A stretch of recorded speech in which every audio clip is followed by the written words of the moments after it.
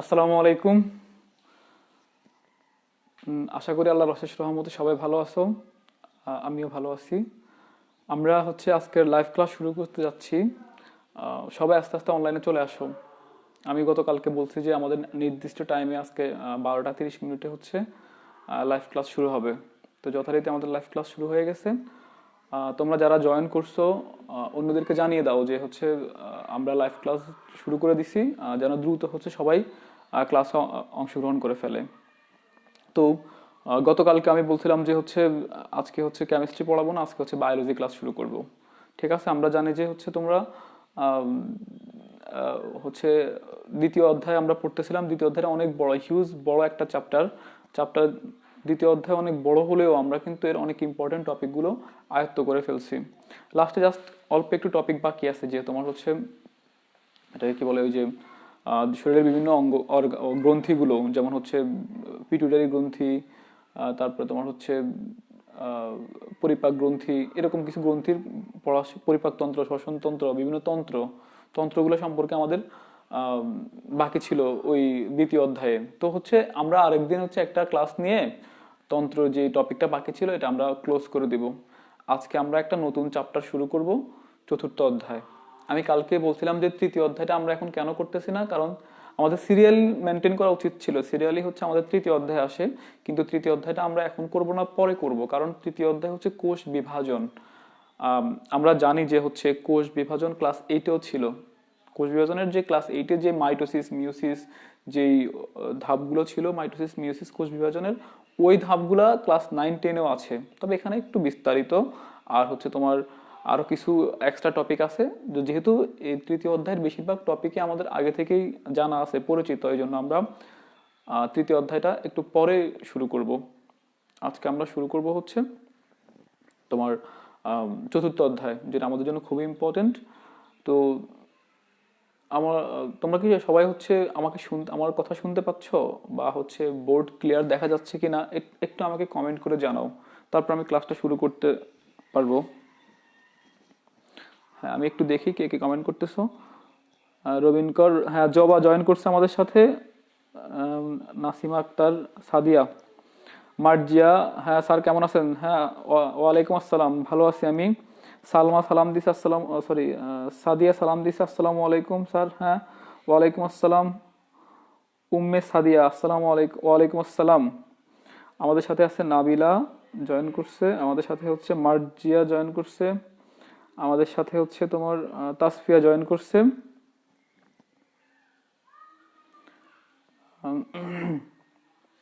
Sadia sir কি প্রাণী tissue পড়াইছে? ও আচ্ছা, প্রাণী টিস্যু। তাহমিনা আক্তার, এমডি, হ্যাঁ জি স্যার, অল ক্লিয়ার। শুনো, আমরা কি প্রাণী টিস্যু পড়ছি? আচ্ছা, প্রাণী টিস্যু তাহলে বাকি আছে মনে হয় আমাদের।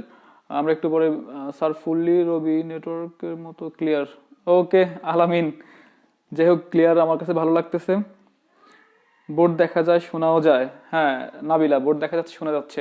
ঠিক আছে, আমরা দেখতে পাচ্ছি যে আমাদের অধিকাংশ স্টুডেন্ট জয়েন করে ফেলছে আমাদের সাথে। বাকি যারা জয়েন করে নাই তারা তাড়াতাড়ি জয়েন করে ফেলো, আমরা এখনই পড়া শুরু করে দিব। ঠিক আছে, তো যেটা বলতেছিলাম, আমাদের আমরা দ্বিতীয় অধ্যায়ে যেটুকু বাকি আছে মনে হয় প্রাণী টিস্যু আর তোমার গ্রন্থি বাকি আছে। যাই হোক, সেটা আমরা আরো 2টা ক্লাস দিয়ে শেষ করে দিব। আমরা আজকে একটা, যেহেতু আমাদের এখানে পুরাতন স্টুডেন্টও আছে, নতুন স্টুডেন্টও আছে, এই জন্য আমরা বা অনেকে অনেকগুলো ক্লাস মিসও করতে পারে, এই জন্য আমরা একটা নতুন অধ্যায় শুরু করব। এই চতুর্থ অধ্যায়টা খুবই ইম্পর্টেন্ট, কারণ একদিক দিয়ে এটা কঠিন, আর একদিক দিয়ে ইম্পর্টেন্ট। সবসময় চতুর্থ অধ্যায় থেকে প্রশ্ন থাকেই, এবং কি কোনো কোনো বছরে বোর্ড পরীক্ষায়, এসএসসি পরীক্ষায় এই চতুর্থ অধ্যায় থেকে 2টা করে কোশ্চেনও থাকে, একটা তো মাস্ট থাকবেই। আর তোমার এই অধ্যায়টা পুরাই নতুন। আমরা এই অধ্যায়ের যে পড়াশোনাগুলো, এগুলো সম্পর্কে বেশিরভাগ টপিকে আমরা জানি না, নতুন করে আসছে এগুলো, এগুলো একটু আমাদের ভালো করে জানতে হবে। আর তোমার দ্বিতীয় অধ্যায়ে যে কথাগুলো বলছো, দ্বিতীয় অধ্যায়ের তোমার এই যে আমাদের প্রাণী টিস্যু বাকি আছে মেবি, আর প্রাণী টিস্যু পড়াইছি মনে হয়, আবরণী টিস্যু পড়াইছি। আমার যতটুকু মনে আছে যে লাস্ট ক্লাসে আবরণী টিস্যু পড়াইছিলাম। পেশি টিস্যু বাকি আছে, তারপর যোজক টিস্যু বাকি আছে, হ্যাঁ, আর স্নায়ু টিস্যু বাকি আছে, 3টা টিস্যু আর হচ্ছে বিভিন্ন তন্ত্র, এই টপিকগুলো বাকি আছে, এগুলো আমরা 2টা ক্লাস দিলেই শেষ করে ফেলতে পারবো। যখন আমাদের 4র্থ অধ্যায় শেষ হবে তখন হচ্ছে আমরা বাড়তি ক্লাস 2টা দিয়ে 2য় অধ্যায়টা ক্লোজ করে দিব, দেন আমরা আমাদের হচ্ছে 3য় অধ্যায় শুরু করব। ওকে, তো আশা করি সবাই জয়েন করছে আমাদের সাথে। আমরা আজকে হচ্ছে শুরু করব বায়োলজির 4র্থ অধ্যায়। কোন অধ্যায়? 4র্থ অধ্যায়। এই অধ্যায়টার নাম হচ্ছে জীবনী শক্তি বা বায়ো এনার্জি।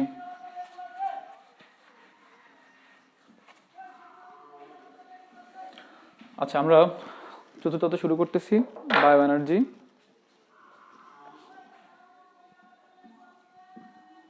একটু লিখে দেই, 4র্থ অধ্যায়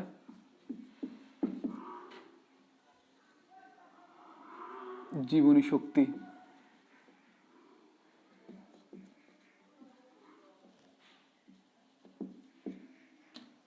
এটা আরেক নাম হচ্ছে বায়ো এনার্জি।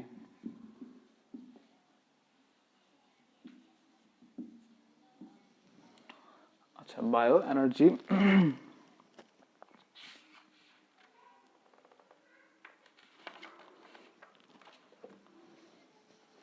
দেখতে পাচ্ছি তোমাদের কমেন্ট। আচ্ছা, না আমি প্রাণী টিস্যু পুরোটা পড়াইনি, অর্ধেক পড়াইছি। যাই হোক, যেটুকু বাকি আছে ওটুকু আমি পড়াবো, কোনো সমস্যা নেই। স্যার তো প্রাণী টিস্যু শর্ট করে পড়াইছে। আচ্ছা হ্যাঁ, প্রাণী টিস্যু আমরা হচ্ছে একটা আবরণী টিস্যুটা পড়ছিলাম, বাকিগুলো পড়ি নাই, বাকিগুলো আমরা পড়বো। প্রাণী টিস্যুর বাকিগুলো আমরা পড়বো, শুধুমাত্র আবরণী টিস্যুটা পড়ছিলাম, আমার মনে আছে। ওকে, তো আমরা আজকে শুরু করবো হচ্ছে জীবনী শক্তি বা বায়ো এনার্জি। একটু সবাই মনোযোগ দিয়ে খেয়াল করবা। আগে আমরা শিখবো যে জীবনী শক্তি জিনিসটা কি।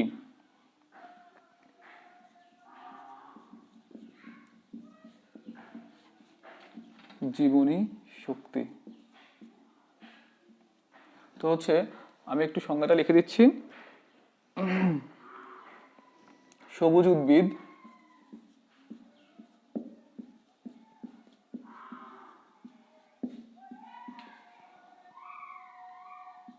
সালোক সংশ্লেষণ প্রক্রিয়ায়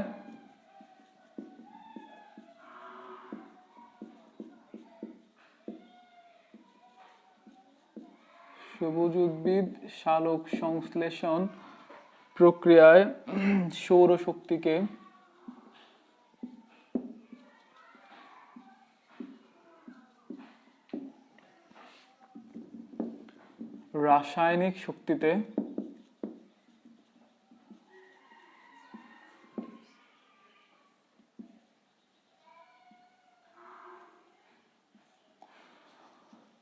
রাসায়নিক শক্তিতে পরিণত করে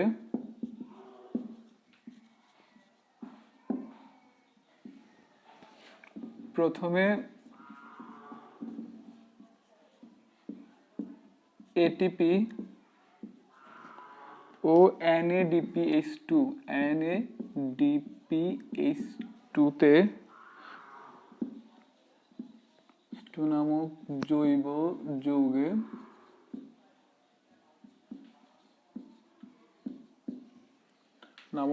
যৌগে আবদ্ধ করে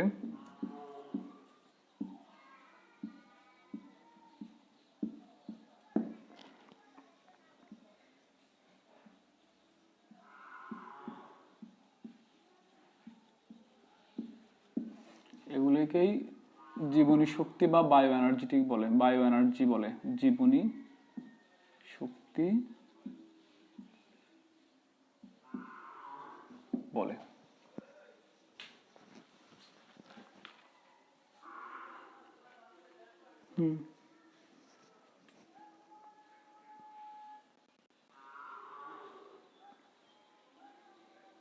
আচ্ছা, আমরা দেখো 4র্থ অধ্যায়ের জীবনী শক্তি যে অধ্যায় আমরা শুরু করতে গেলে আগে প্রথমে আমাদের দেখতে হবে যে জীবনী শক্তি জিনিসটা আসলে কি।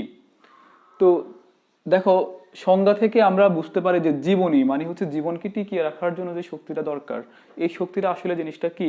যদি আমরা এটার রাসায়নিক সংজ্ঞাটা দিই তাহলে দেখবো যে আমরা জানি যে পৃথিবীর সকল শক্তির উৎস হচ্ছে কি সূর্য থেকে সকল শক্তি আসে। তো সবুজ উদ্ভিদ এই সূর্যের শক্তিটাকে অ্যাবজর্ব করে, গ্রহণ করে। করে সে প্রথমে কিন্তু এই শক্তিটা দিয়ে হচ্ছে শক্তিটা থেকে সে অন্য শক্তিতে কনভার্ট করে না, সে আগে শক্তিটাকে জমা করে। এই সূর্য শক্তিটা সে আগে কি করে, যে শরীরের মধ্যে জমা করে।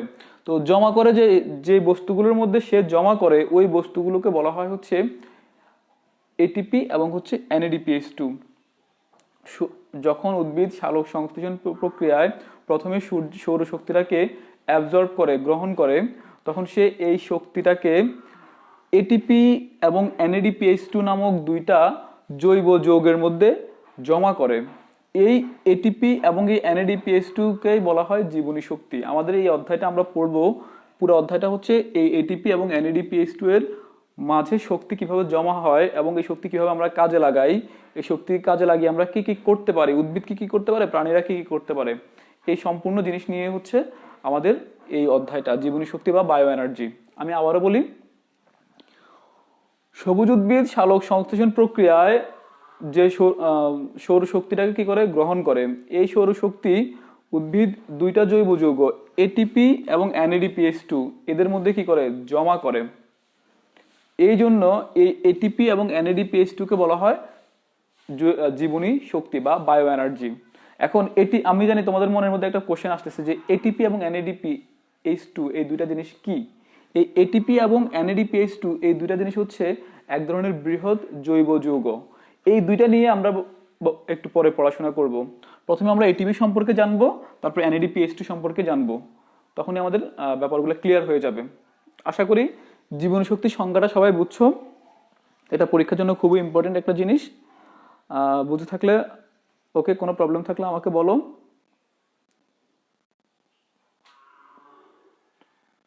আচ্ছা, পুরোটা শেষ করে আচ্ছা ঠিক আছে। যদি জীবনী শক্তির আশা করি সবাই বুঝছো, আমি এটা মুছে দিচ্ছি। তো জীবনী শক্তি শেখার পর আমরা শিখবো হচ্ছে জীবকোষের শক্তি চক্র। জীবকোষে শক্তি চক্র। আচ্ছা, এই এটিপি এবং NADPH2 আমরা একটু পরে আলোচনা করতেছি, আগে জীবকোষের শক্তি চক্রটা কিভাবে হয় সেটা একটু জেনে নেই।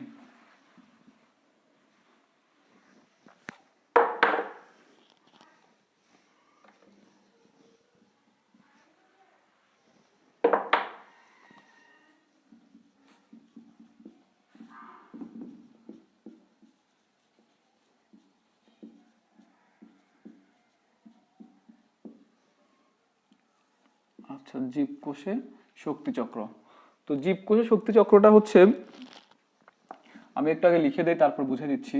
এটিপি এডিপি এর সাথে এডিপি এর সাথে ফসফেট গ্রুপ যুক্ত হয়ে ফসফেট গ্রুপ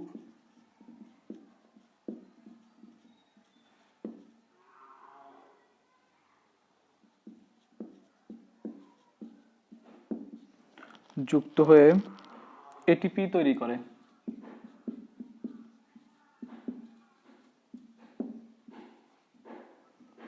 এটিপি তৈরি হতে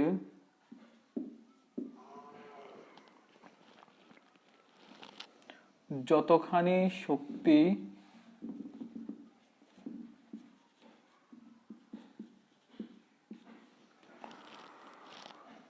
বাইরে থেকে গ্রহণ করতে হয়,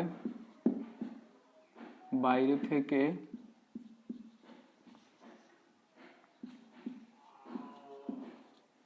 গ্রহণ করতে হয়, এটিপি ভেঙে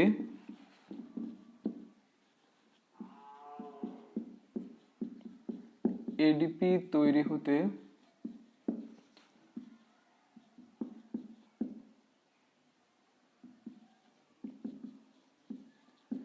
ঠিক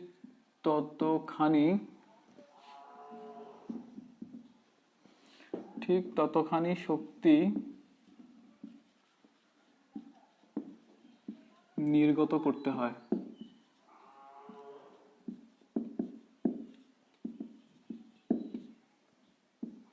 দেখো, জীবকোষের শক্তি চক্র আমরা বলছিলাম যে এডিপি এর সাথে ফসফেট গ্রুপ যুক্ত হয়ে এটিপি তৈরি হতে যতখানি শক্তি বাইরে থেকে গ্রহণ করতে হয়, আবার এই উৎপন্ন হওয়া এটিপি ভেঙে এডিপি তৈরি হতে ঠিক ততখানি শক্তি কি করতে হয়, নির্গত করতে হয়। এই জিনিসটা আসলে কি?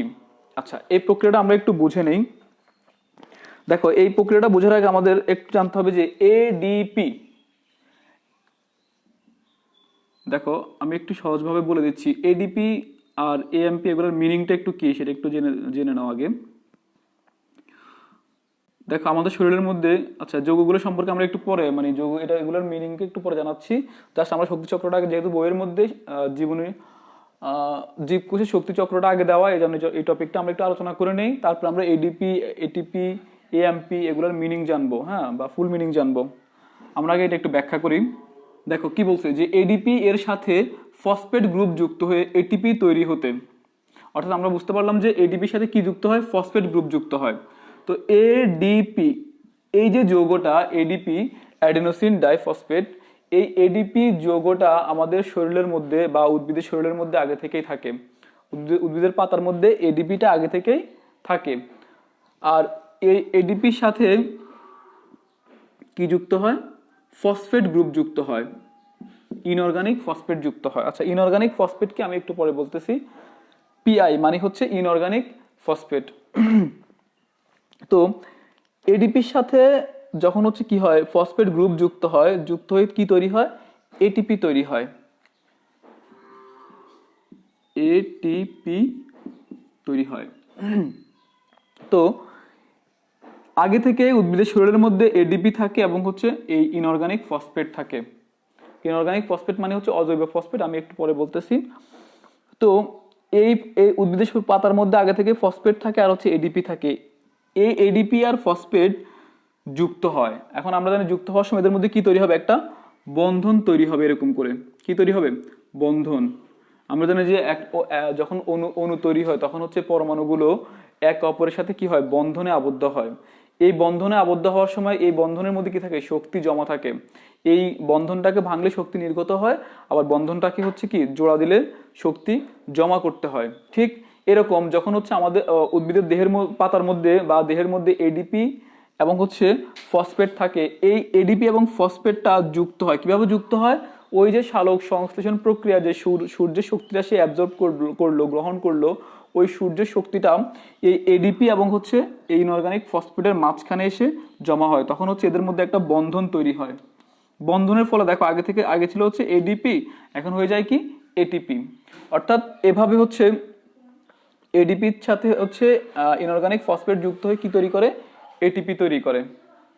ঠিক আছে, এভাবে হচ্ছে এটিপি তৈরি হয়। এবার এই যে এডিপি থেকে ফসফেট এটিপি তৈরি হওয়ার জন্য এখানে যে পরিমাণ শক্তি জমা করতে হয়েছে, আবার কি হয়, পুনরায় এটিপিটা ভেঙে আবার কি হয়, এডিপি তৈরি হতে সেম পরিমাণ শক্তি নির্গত করতে হয়। এখন এই এডিপি থেকে ফসফেট যুক্ত হয়ে এটিপি কেন তৈরি হচ্ছে, আবার পুনরায় কেন আবার এটিপি ভেঙে আবার এই শক্তিটা কেন জমা করলো বা শক্তিটা কেন আবার ছেড়ে দিল। ঠিক আছে, তো যখন উদ্ভিদ সৌর শক্তিটাকে গ্রহণ করে, ওই সূর্যের শক্তিটা এই এডিপি আর ফসফেটের মধ্যে হচ্ছে বন্ধন তৈরি করে এখানে জমা হয়ে এরকম একটা যৌগ তৈরি করে। আবার যখন উদ্ভিদের দেহের মধ্যে বা আমাদের দেহের মধ্যে যখন হচ্ছে কি কোনো কাজ করতে হবে, যেমন হচ্ছে শ্বসন, সালোক সংশ্লেষণ, বৃদ্ধি, এরকম অনেক কাজ আছে, মানে শারীরবৃত্তীয় কাজ আছে দেহের মধ্যে, এই কাজগুলো করার জন্য যখন শক্তি দরকার হয়, তখন আবার এই উদ্ভিদের শরীরের মধ্যে বা প্রাণীদের শরীরের মধ্যে এই এটিপিটা আবার কি হয়ে যায়, ভেঙে যায়, পুনরায় আবার ভেঙে যায়। ভেঙে আবার এডিপি আর হচ্ছে এই ইনঅর্গানিক ফসফেটটা আলাদা হয়ে যায়।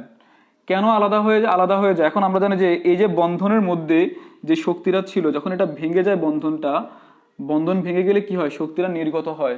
আর ওই শক্তিটা নির্গত ওই শক্তি দিয়ে আমরা কি করি, শরীরের বিভিন্ন কাজে ব্যবহার করি। তো এই বন্ধনটা তৈরি হতে যে পরিমাণ শক্তি এখানে জমা করতে হয়েছে, ঠিক যখনই হচ্ছে এই এটিপিটা ভেঙে এডিপি এবং ফসফেট যুক্ত হওয়ার সময় এখানে যে পরিমাণ শক্তি জমা করা হয়েছে, ঠিক যখনই হচ্ছে কোনো কাজে এটিপি ভেঙে এই পুনরায় আবার এডিপি এবং ফসফেট আলাদা হয়ে যায়, অর্থাৎ শক্তিটা নির্গত হয়, সেই শক্তিটা নির্গত হওয়া শক্তি আর জমা হওয়া শক্তি দুইটা কি সমান। এবং এই প্রক্রিয়া উদ্ভিদের দেহের মধ্যে বা প্রাণীদের দেহের আচ্ছা, আমি আরেকটু ব্যাখ্যা করতেছি যে উদ্ভিদ যখন সূর্যের শক্তিটা সে গ্রহণ করে তখন হচ্ছে সে এডিপি এবং ফসফেটকে যুক্ত করে ফেলে এবং এটিপি তৈরি করে। আবার পুনরায় যখন তার শক্তি মানে খরচ করতে হয় তখন সে আবার এটিপিকে ভেঙে আবার এডিপি এবং ফসফেট আলাদা হয়ে যায়। আবার সে কি করে, সূর্য থেকে শক্তি গ্রহণ করে আবার দুইটা মিলে এটিপি তৈরি করে। আবার যখন শক্তির প্রয়োজন হয় তখন এটাকে ভেঙে ফেলে আবার কি করে, সে শক্তিটা নির্গত করে ফেলে। এভাবে সে তার দেহের মধ্যে এটা পর্যায়ক্রমে চলতেই থাকে। এটাকে বলা হয় কি, জীবকোষে শক্তি চক্র। আশা করি তোমরা হচ্ছে বুঝছো ব্যাপারটা, যে উদ্ভিদের দেহের মধ্যে হচ্ছে কি থাকে, এডিপি এবং ফসফেট থাকে, আর সেই সূর্য থেকে শক্তি শোষণ করে এখানে জমা করে এটিপি তৈরি করে। এই এটিপি আবার হচ্ছে কি হয়, এই শক্তিটা হচ্ছে এনার্জিটা তার দেহের মধ্যে রিজার্ভ থাকে। যখন তার দেহের মধ্যে আবার পুনরায় কোনো শক্তির দরকার হয় কোনো কাজে, তখন সে এটাকে আবার ভেঙে আবার শক্তিটাকে নির্গত করে কাজে লাগায়, আর এডিপি আর ফসফেটটা আলাদা হয়ে যায়। এটা আবার পুনরায় আবার কি হয়, শক্তি জমা করে আবার এটিপি তৈরি হয়। অর্থাৎ একবার এডিপি আর ফসফেট মিলে এটিপি তৈরি হয়, আবার এটিপি ভেঙে এডিপি আর ফসফেট আলাদা হয়ে যায়, আবার পুনরায় এডিপি আর ফসফেট যুক্ত হয়ে এটিপি তৈরি করে, আবার এটা ভেঙে যায়। অর্থাৎ একবার শক্তি জমা করে, একবার শক্তি কি করে, নির্গত করে। ঠিক আছে, এই প্রক্রিয়াটা যেহেতু হচ্ছে চক্রাকারে চলতেই থাকে, এই জন্য এটাকে বলা হয় জীবকোষে শক্তি চক্র। প্রত্যেকটা জীবের কোষের মধ্যে এটা চলতেই থাকে। দেখো, এই জিনিসটা বইয়ের মধ্যে হচ্ছে চিত্র আকারে বুঝিয়ে দিছে, আমরা একটু বইয়ের মধ্যে খেয়াল করি। এটা হচ্ছে এই অ্যাডিনোসিন আর হচ্ছে ডাইফসফেট। ঠিক আছে, আমরা একটু আগে এটার মিনিংটা একটু লিখে দিচ্ছি। আচ্ছা, মিনিংটা লিখে দিলে তোমরা হচ্ছে ক্লিয়ার হতে পারবা। এএমপি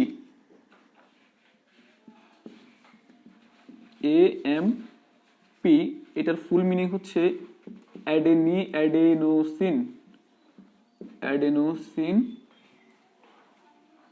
মোনোফসফেট।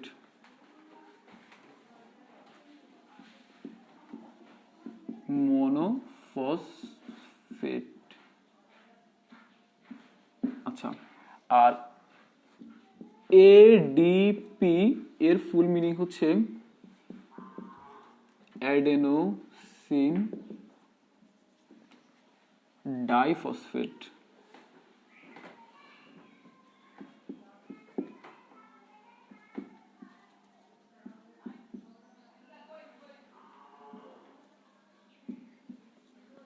আচ্ছা, আর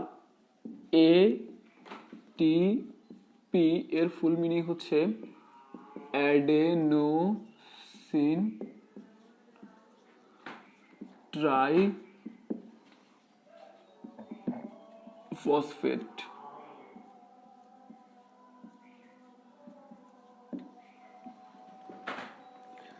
দেখো, এএমপি অ্যাডেনোসিন মোনোফসফেট। মোনো মানে হচ্ছে এক, মোনো মানে কি এক, অর্থাৎ যখন হচ্ছে অ্যাডেনোসিনের সাথে একটা ফসফেট যুক্ত হয় তখন আমরা বলি হচ্ছে কি অ্যাডেনোসিন মোনোফসফেট। যখন অ্যাডেনোসিনের সাথে হচ্ছে দুইটা ডাই মানে হচ্ছে কি দুই, অর্থাৎ দুইটা ফসফেট যুক্ত হয় তখন এটাকে আমরা বলি হচ্ছে অ্যাডেনোসিন ডাইফসফেট। আর যখন অ্যাডেনোসিনের সাথে হচ্ছে তিনটা ফসফেট যুক্ত হয় তখন এটাকে বলা হয় হচ্ছে কি অ্যাডেনোসিন ট্রাইফসফেট বা এটিপি। এই হচ্ছে তিনটার মিনিং। এখন এই অ্যাডেনোসিন জিনিসটা কি বা ফসফেট জিনিসটা কি সেটা আমরা একটু পরে বিশ্লেষণ করতেছি। তার আগে তোমরা হচ্ছে একটু আমাকে কমেন্ট করে জানাও যে এই জিনিসটা বুঝতে পারছো কিনা। আচ্ছা, আমি একটু কমেন্ট দেখি। খাদিজা বেগম, হ্যাঁ, আমার হচ্ছে আবিদা, কি বুঝান বুঝি না। আচ্ছা আচ্ছা, বুঝবা, একটু আস্তে আস্তে বুঝবা, আবার বলেন। আচ্ছা, আমি একটু বলতেছি। আচ্ছা, আমি একটু কমেন্টগুলো দেখে নেই।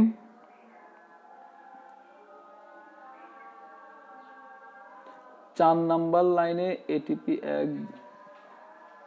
আচ্ছা, তুমি কি হচ্ছে খাদিজা বেগম, তুমি কি হচ্ছে মানে আবিদা, তুমি কি হচ্ছে জীবকোষে শক্তি চক্রটা বলতেছো? জীবকোষে শক্তি চক্র, আমি আবার বলতেছি জীবকোষে শক্তি চক্রটা একটু বলে দিচ্ছি। এডিপি এর সাথে ফসফেট গ্রুপ যুক্ত হয়ে এটিপি তৈরি হতে যতখানি শক্তি বাইরে থেকে গ্রহণ করতে হয়, এটিপি ভেঙে এডিপি তৈরি হতে ঠিক ততখানি শক্তি নির্গত করতে হয় সেটা। আচ্ছা, নাইমা একটা শান্তা ও আচ্ছা ভেঙে, হ্যাঁ ও বলে দিছে ভেঙে। খাদিজা, আচ্ছা আবিদা, আমি আবার বুঝে দিচ্ছি, সমস্যা নাই। খাদিজা আক্তার থ্যাংক ইউ দিছে হচ্ছে, আচ্ছা যাই হোক। তাহমিনা আক্তার, গ্লুকোজ দ্বারা কি এডিপি অ্যান্ড ফসফেট যুক্ত হয়? আচ্ছা, গ্লুকোজের ভিতরে, গ্লুকোজ তো হচ্ছে একটা, গ্লুকোজ তৈরি হওয়ার সময় হচ্ছে আমাদের এডিপি এবং এটিপি কাজে লাগে। তাহমিনা আক্তার, আমি হচ্ছে যখন আমরা হচ্ছে পড়বো তোমার হচ্ছে এই সালোক সংশ্লেষণ পড়বো বিস্তারিত, গ্লুকোজ তৈরি হওয়ার প্রক্রিয়া, কার্বন চক্র পড়বো, তখন দেখবা যে এই এডিপি আগে শক্তিটা এটিপি এবং এনএডিপি এর মধ্যে আসে, পরবর্তীতে এখান থেকে হচ্ছে গ্লুকোজ তৈরি হয়, আগে এগুলো তৈরি হয়, সেটা আমরা দেখবো। আশা করি তাহমিনা আক্তার অ্যান্সার পাইছো। হ্যাঁ, গ্লুকোজ তৈরি হওয়ার আগে হচ্ছে এটিপি এবং এডিপি তৈরি হয়, পরে গ্লুকোজ তৈরি হয়। গ্লুকোজের মধ্যে এডিপি এবং এনএডিপি এগুলো জমা থাকে, অনেকগুলো জমা থাকে। আচ্ছা, খাদিজা বেগম, আচ্ছা আবির ইব্রাহিম, আচ্ছা কি বোঝান বুঝি নাই, আবার বলেন। আচ্ছা আবার বলতেছি। সাদিয়া, আরে আবিদা স্যার এতবার বললো তুমি তো বুঝো না। আচ্ছা আবিদা, সমস্যা নেই, আবার বলবো, বুঝাই দিব। আর এখনো একটু, আমি তো এডিপি এবং এটিপি এখনো ক্লিয়ার করি নাই, এই জন্য হয়তো একটু বুঝতে কষ্ট হচ্ছে। যখন আমরা এগুলো আস্তে আস্তে ক্লিয়ার হয়ে যাব তখন দেখবা যে বুঝে ফেলছো, কারণ এই এই শব্দগুলো আসলে নতুন, আমরা আগে পড়ি নাই তো, এই জন্যে আর একটু ক্লিয়ার পড়াবো তখন বুঝবা। হ্যাঁ, তাহমিনা আক্তার বুঝছি। মারজান আফরিন মেঘলা, জি স্যার, স্যার আমিও বুঝিনি। আচ্ছা, ওমর আফিফ জিহান, আমি এটা আবার বলে দিচ্ছি, আবার বুঝাবো। আর আরেকটু যখন আমরা ব্যাখ্যা করব তখন বুঝবো। আমি তো আগে বলছি যে জীবকোষের শক্তি চক্রটা আমি আগে পড়াচ্ছি, কারণ এটা হচ্ছে তোমার বইয়ের টপিকে আগে আছে জন্য। আর আমরা এডিপি এবং এটিপি যখন আরেকটু ক্লিয়ার হবো তখন এই ব্যাপারটা বুঝতে পারবো, আর আমি বই থেকে বুঝাই দিচ্ছি ব্যাপারটা। তানজিল আক্তার পলি, নাইমা আক্তার বুঝছি। সাদিয়া স্যার বুঝছি। রাবিন কর, জবা, জবা হ্যাঁ বুঝছি। মার্জিয়ান ইসলাম, ওকে স্যার বুঝছি। মিলা, নুসরাত জাহান মিলা, স্যার এএমপি মানে কি? আচ্ছা মিলা, এএমপি মানে হচ্ছে অ্যাডেনোসিন মনোফসফেট, অর্থাৎ আমরা এটাই বললাম যে অ্যাডেনোসিন হচ্ছে একটা পদার্থ, যৌগ। অ্যাডেনোসিন জিনিসটা কি আমরা একটু পরে ব্যাখ্যা করতেছি, অ্যাডেনোসিন জিনিসটা কি। তো অ্যাডেনোসিনের সাথে যখন একটা মাত্র ইনঅর্গানিক ফসফেট যুক্ত হয়, ইনঅর্গানিক ফসফেট কি সেটা আমি বলতেছি। যখন একটা মাত্র ফসফেট যুক্ত হয় তখন এটাকে বলা হয় হচ্ছে মনোফসফেট। মনো মানে হচ্ছে এক, মনো মানে হচ্ছে কি এক, আর ডাই মানে হচ্ছে দুই, ডাই মানে হচ্ছে দুই, ট্রাই মানে হচ্ছে তিন, এগুলো ল্যাটিন ওয়ার্ড। যখন অ্যাডেনোসিনের সাথে একটা ফসফেট যুক্ত হয় তখন এটাকে বলা হয় মনোফসফেট, আর যখন অ্যাডেনোসিনের সাথে দুইটা ফসফেট যুক্ত এটাকে বলা হয় ডাইফসফেট, আর যখন অ্যাডেনোসিনের সাথে তিনটা ফসফেট যুক্ত তখন বলা হয় ট্রাইফসফেট। এই তিনটা জিনিস। এখন শক্তি চক্রটা আমি একটু বোঝাই দিচ্ছি। অর্থাৎ এডিপি মানে হচ্ছে, এখানে হচ্ছে অ্যাডেনোসিন, এডিপি, এডি মানে হচ্ছে অ্যাডেনোসিন, সরি এ মানে অ্যাডেনোসিন, ডাইফসফেট, ডাই মানে দুই, ফসফেট মানে হচ্ছে কি ফসফেট, অর্থাৎ এখানে অ্যাডেনোসিনের সাথে হচ্ছে দুইটা ফসফেট যুক্ত আছে। আর এটিপি মানে হচ্ছে এখানে অ্যাডেনোসিনের সাথে হচ্ছে তিনটা ফসফেট যুক্ত আছে। তো আমরা বইয়ের মধ্যে একটু চিত্র আছে, চিত্রটা একটু খেয়াল করো, দেখো এটা হচ্ছে মানে অ্যাডেনোসিনের চিত্র। অ্যাডেনোসিন হচ্ছে একটা ক্ষার জাতীয় পদার্থ, আমরা একটু পরে পড়বো, রাইবোজ সুগার প্লাস ক্ষার। এই পদার্থটার গঠনটা হচ্ছে এরকম, জৈব গঠন।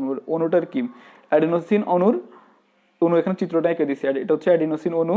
এই অ্যাডিনোসিন অণুর সাথে হচ্ছে দেখো দুইটা ফসফেট যুক্ত আছে, এই একটা ফসফেট, হলুদ একটা ফসফেট, আর একটা ফসফেট, যেন ডাই ফসফেট বলছে। এখানে কি বলছে? Die phosphate. ডাই মানে দুই, ফসফেট মানে তো ফসফেট আমরা বুঝি।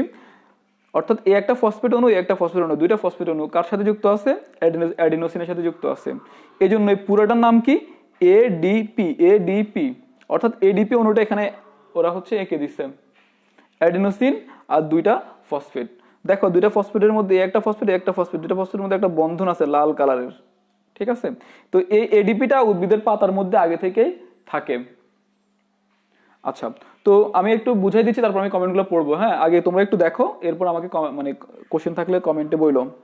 তো এই এডিপি হচ্ছে তোমার কি হয়, যখন আমরা খাবার থেকে শক্তি পাই, অর্থাৎ যখন উদ্ভিদ আহ, কি করে তোমার হচ্ছে খাদ্য তৈরি করে বা হচ্ছে সৌরশক্তি গ্রহণ করে, প্রাণীরা হচ্ছে খাবার থেকে এই শক্তিটা পায়, খাবার ভেঙে শক্তিটা আসে শরীরের মধ্যে।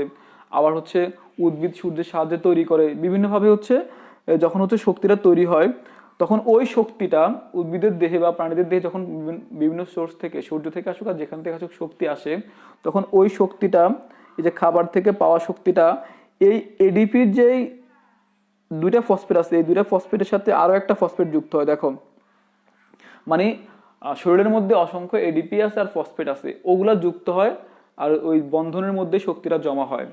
তো এই এডিপিটা আগে থেকে এখানে দুইটা ফসফেট আছে, এই এডিপির সাথে দেখো এখানে আরেকটা ফসফেট যুক্ত হয়েছে। তো কয়টা ফসফেট হলো? তিনটা ফসফেট, একটা দুইটা তিনটা। এই জন্য একটা ফসফেট বাড়তি যুক্ত হওয়ার কারণে এটার নাম হয়ে গেছে এডিপি থেকে এটিপি। এখন এই যে ফসফেটটা যুক্ত হয়েছে, এটা কিভাবে যুক্ত হয়েছে? ওই যে খাবার থেকে যে শক্তিটা পেয়েছে আমরা, ওই শক্তিটা এই এডিপি আর হচ্ছে এই একটা ফসফেট দুইটার মাঝখানে হচ্ছে তোমার হচ্ছে জমা হয়েছে। জমা হওয়ার কারণে এখানে বন্ধন তৈরি হয়েছে, ওই বন্ধনের মধ্যে শক্তিটা জমা আছে। তো এভাবে আমাদের এডিপি থেকে শক্তি জমা হয়ে আরেকটা ফসফেট যুক্ত হয়ে এটিপি হয়, অ্যাডেনোসিন ট্রাইফসফেট হয়। এবার এই যখন আমাদের শরীরের এটিপিটার মধ্যে শক্তিটা এবার জমা আছে, কোথায় শক্তিটা জমা আছে? এই দুইটা ফসফেট আর বাড়তি একটা ফসফেট, এই এডিপি আর এই একটা ফসফেটের মধ্যে বাড়তি যে বন্ধনটা তৈরি হয়েছে পরে, ওই বন্ধনের মধ্যে শক্তিটা রিজার্ভ আছে, জমা আছে। এরকম অসংখ্য এটিপি অণু আমাদের শরীরে জমা থাকে, তৈরি হয়, ওই অণুগুলোর মধ্যেই শক্তিটা রিজার্ভ হিসেবে থাকে, রাসায়নিক শক্তি রূপে শক্তিটা জমা থাকে। এবার মনে করো কখন আমাদের শরীরের মধ্যে শক্তির দরকার হয়েছে কোনো কাজের জন্য, উদ্ভিদের হোক প্রাণীদের হোক, তোমার হচ্ছে সালোক সংশ্লেষ শ্বসনের জন্য, পরিপাকের জন্য, বা হচ্ছে টিস্যু গঠনের জন্য, কোষ বিভাজনের জন্য, বিভিন্ন কাজের জন্য শক্তি দরকার হতে পারে। তখনই হচ্ছে কি হবে, যখন শক্তি কাজ দরকার হবে তখন হচ্ছে এই এটিপিটা ভেঙে যাবে। কিভাবে ভাঙবে? এখানে যে আগে থেকে তো এডিপি ছিল আর একটা ফসফেট বাড়তি যুক্ত হয়েছিল, ওই একটা ফসফেট এখন সরে যাবে। তো সরে গেলে এখানে যে বন্ধনটা ছিল এই বন্ধনটা ভেঙে যাবে। তো ভেঙে গেলে যে শক্তিটা এখানে জমা হয়েছিল আগে, ওই শক্তিটা এখন কি হবে? নির্গত হয়ে যাবে। এবং ওই শক্তিটা নির্গত হয়ে গেলে আবার কি পুনরায় এডিপি তৈরি হবে। একটা ফসফেট চলে গেল, আবার এডিপি তৈরি হয়েছে। আবার পুনরায় যখন হচ্ছে খাবার খাবো, খাবার থেকে শক্তি আসবে, ওই শক্তিটা আবার হচ্ছে এডিপির মাঝখানে, এডিপি এবং ফসফেটের মধ্যে যুক্ত হয়ে আবার এটিপি তৈরি হবে। আবার শক্তির প্রয়োজন হবে দেহের মধ্যে, তখন আবার কি হবে? মানে এটিপির মধ্যে জমা আছে শক্তিটা, আবার যখন কোনো কাজে শক্তি দরকার হবে তখন হচ্ছে রিজার্ভ থেকে এই এটিপি থেকে একটা ফসফেট সরে যাবে, বন্ধনটা ভেঙে যাবে আর শক্তিটা নির্গত হবে। এভাবে এই প্রক্রিয়াটা চলতেই থাকে। একবার এডিপি আর ফসফেট থেকে শক্তি জমা হওয়ার মাধ্যমে এটিপি তৈরি হয়, আবার এই এটিপিটা ভেঙে আবার হচ্ছে ফসফেট এবং হচ্ছে এডিপি তৈরি হয়। এভাবে প্রক্রিয়াটা জন্মান্তর চলতেই থাকে। এটাকে বলা হয় মানে জীবকোষের শক্তি চক্র। এটা জীবকোষের মধ্যে সংগঠিত হয়। আমরা আরো পড়বো, যত পড়বো তত আমরা জানতে পারবো। ঠিক আছে, মাত্র তো শুরু করলাম। এখন যেটুকু বুঝাইছি ওইটুকু একটু যদি বুঝে থাকো তাহলে আমাকে একটু বলো যে স্যার বুঝছি। আচ্ছা, ওমর আফিফ জিহান, এগুলা তো সিলেবলের নাম, মনো ডাই ট্রাই, ওই এটাই, ওই সিলেবলে হচ্ছে এক শব্দ বিশিষ্ট হলো মনো মানে এক, ডাই মানে দুই শব্দ, ট্রাই মানে তিন শব্দ, এগুলো ওখান থেকে আসছে। এগুলো আসছে মানে এক দুই থেকে আসছে। স্যার এএমপি মানে, আচ্ছা মিলা, এএমপি মানে হচ্ছে আমরা তো বলছি।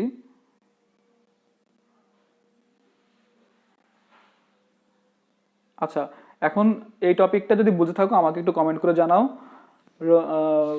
জবা, হ্যাঁ স্যার বুঝছি। গুড। আলামিন স্যার, আলহামদুলিল্লাহ বুঝছি। ওকে, তারপরে হচ্ছে আমাদের তাসপিয়া, বুঝছি। আচ্ছা, তারপরে হচ্ছে উম্মে সাদিয়া, হ্যাঁ ঠিক আছে বুঝছি উম্মে সাদিয়া। স্যার দেহে এডিপি না থেকে যদি এএমপি থাকতো তাহলে কি কোনো প্রবলেম হতো? আচ্ছা, এএমপি থাকে না, এএমপিটা হচ্ছে মানে এএমপি দুইটা দুইটা ফসফেটে যুক্ত থাকে। এএমপি জাস্ট আমি যদি কখনো এএমপি তৈরি হয় কোনো কারণে, এএমপি তৈরি হতে পারে, আর এএমপি থাকলেও কোনো সমস্যা হবে না। এএমপির সাথে হচ্ছে আরেকটা ফসফেট যুক্ত হয়ে এডিপি তৈরি হয়, আর এডিপি একবার তৈরি হলে ওটা আর ভাঙে না, এটিপিটাই ভাঙে। ঠিক আছে, এএমপি হচ্ছে দেহে দুইটা মানে এএমপির সাথে ফসফেট যুক্ত হয়ে তোমার হচ্ছে এডিপি তৈরি হয়, আর এডিপি একবার তৈরি হলে সেটা আর ভাঙে না। আচ্ছা, তানজিল আক্তার পলি, হ্যাঁ নাবিলা বুঝছি স্যার। আদম আজমির, আদম জানি না। আচ্ছা আদম কই, আদমকে দেখতেছি না তো। আদম থাকলে কমেন্ট করো। মার্জিয়া স্যার বুঝছি। ওকে, তাহলে আশা করি সবাই বুঝতে পারছো ব্যাপারটা। জীবকোষে শক্তি চক্র। আমরা এখন পরের টপিকে চলে যাই। আচ্ছা, তো এবার আমরা একটু অ্যাডেনিন কি আর অ্যাডিনোসিন কি সেটা একটু বুঝবো। তো অ্যাডেনিন কি আর অ্যাডিনোসিন কি।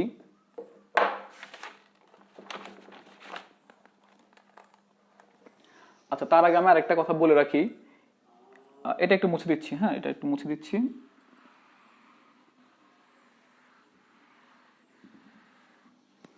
আচ্ছা, এখানে লেখা আছে হচ্ছে পিআই, বইতে দেখবা পিআই লেখা আছে, ইনঅর্গানিক ফসফেট।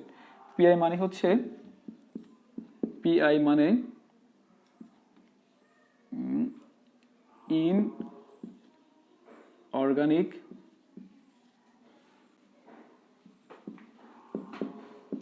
ফসফেট।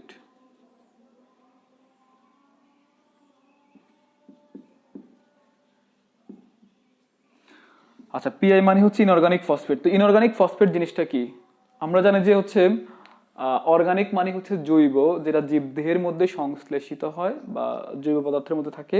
আর ইনঅর্গানিক মানে হচ্ছে অজৈব। তো জৈব কথাটার মানে কি আর অজৈব কথাটার মানে কি? অর্গানিক, আমি আবার বলি, অর্গানিক মানে হচ্ছে জৈব আর ইনঅর্গানিক মানে হচ্ছে অজৈব। তো জৈব কথাটা মানে হচ্ছে, জৈব মানে হচ্ছে কার্বনের যৌগ। আমরা জানি যে জৈব মানে কি কার্বনের যৌগ। আর ইনঅর্গানিক মানে অজৈব, অজৈব মানে হচ্ছে যেখানে কার্বন থাকতেও পারে নাও থাকতে পারে, মানে কার্বন থাকে না, স্বাভাবিকভাবে কার্বন থাকে না। ইনঅর্গানিক মানে হচ্ছে কার্বন থাকে না, আর অর্গানিক মানে বা জৈব মানে হচ্ছে কার্বন অবশ্যই অবশ্যই থাকবে এবং কার্বনের মধ্যে মুক্ত শিকল থাকবে। আমরা জানি যে কার্বনের 4টা হাত, ঠিক আছে? তো 4টা হাত দিয়ে সে হচ্ছে অনেক বড় বড় যৌগ তৈরি করতে পারে। এই যে কার্বনের মুক্ত শিকল বিদ্যমান যে যৌগগুলো, এগুলোকে বলা হয় হচ্ছে জৈব যৌগ বা আমরা হচ্ছে যখন 11 অধ্যায় পড়বো কেমিস্ট্রিতে তখন দেখবো যে অর্গানিক কার্বনের বিশাল বিশাল যৌগ আছে, ঠিক আছে? তো অর্গানিক মানে হচ্ছে জৈব আর ইনঅর্গানিক মানে হচ্ছে অজৈব। তার মানে পিআই যেই আমরা দেখতে পাচ্ছি এখানে হচ্ছে, এটা হচ্ছে এই ফসফেটটা হচ্ছে একটা অজৈব ফসফেট। ফসফেট তো আমরা সবাই জানি PO4, PO4 মানে হচ্ছে ফসফেট যৌগমূলক। তো ফসফেটের সংকেতটা হচ্ছে এরকম, PO4 হোল 3 মাইনাস। এটা হচ্ছে ফসফেট যৌগমূলক। দেখো এই ফসফেট যৌগমূলকের কোথাও কি কার্বনের অস্তিত্ব আছে? আমরা দেখতে পাচ্ছি কোথাও কোনো কার্বনের অস্তিত্ব নেই। এই জন্য এই ফসফেটটাকে বলা হয় হচ্ছে অজৈব ফসফেট, ইনঅর্গানিক ফসফেট। তাহলে বলতে পারো যে স্যার হচ্ছে তোমার হচ্ছে জৈব ফসফেট কোনটা? জৈব ফসফেট যদি আমি বলতেছি জৈব ফসফেট কোনটা, কিন্তু জৈব ফসফেট যদি এখন আমি বলি তোমরা বুঝবা না, কারণ হচ্ছে জৈব ফসফেট তোমরা এখনো জৈব যৌগের অধ্যায় পড়ো নাই। তাও আমি একটু বলে দিচ্ছি যে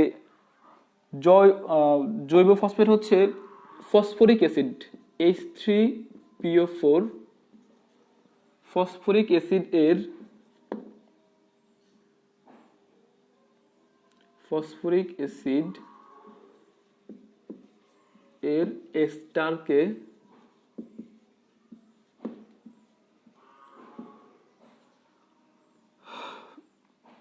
জৈব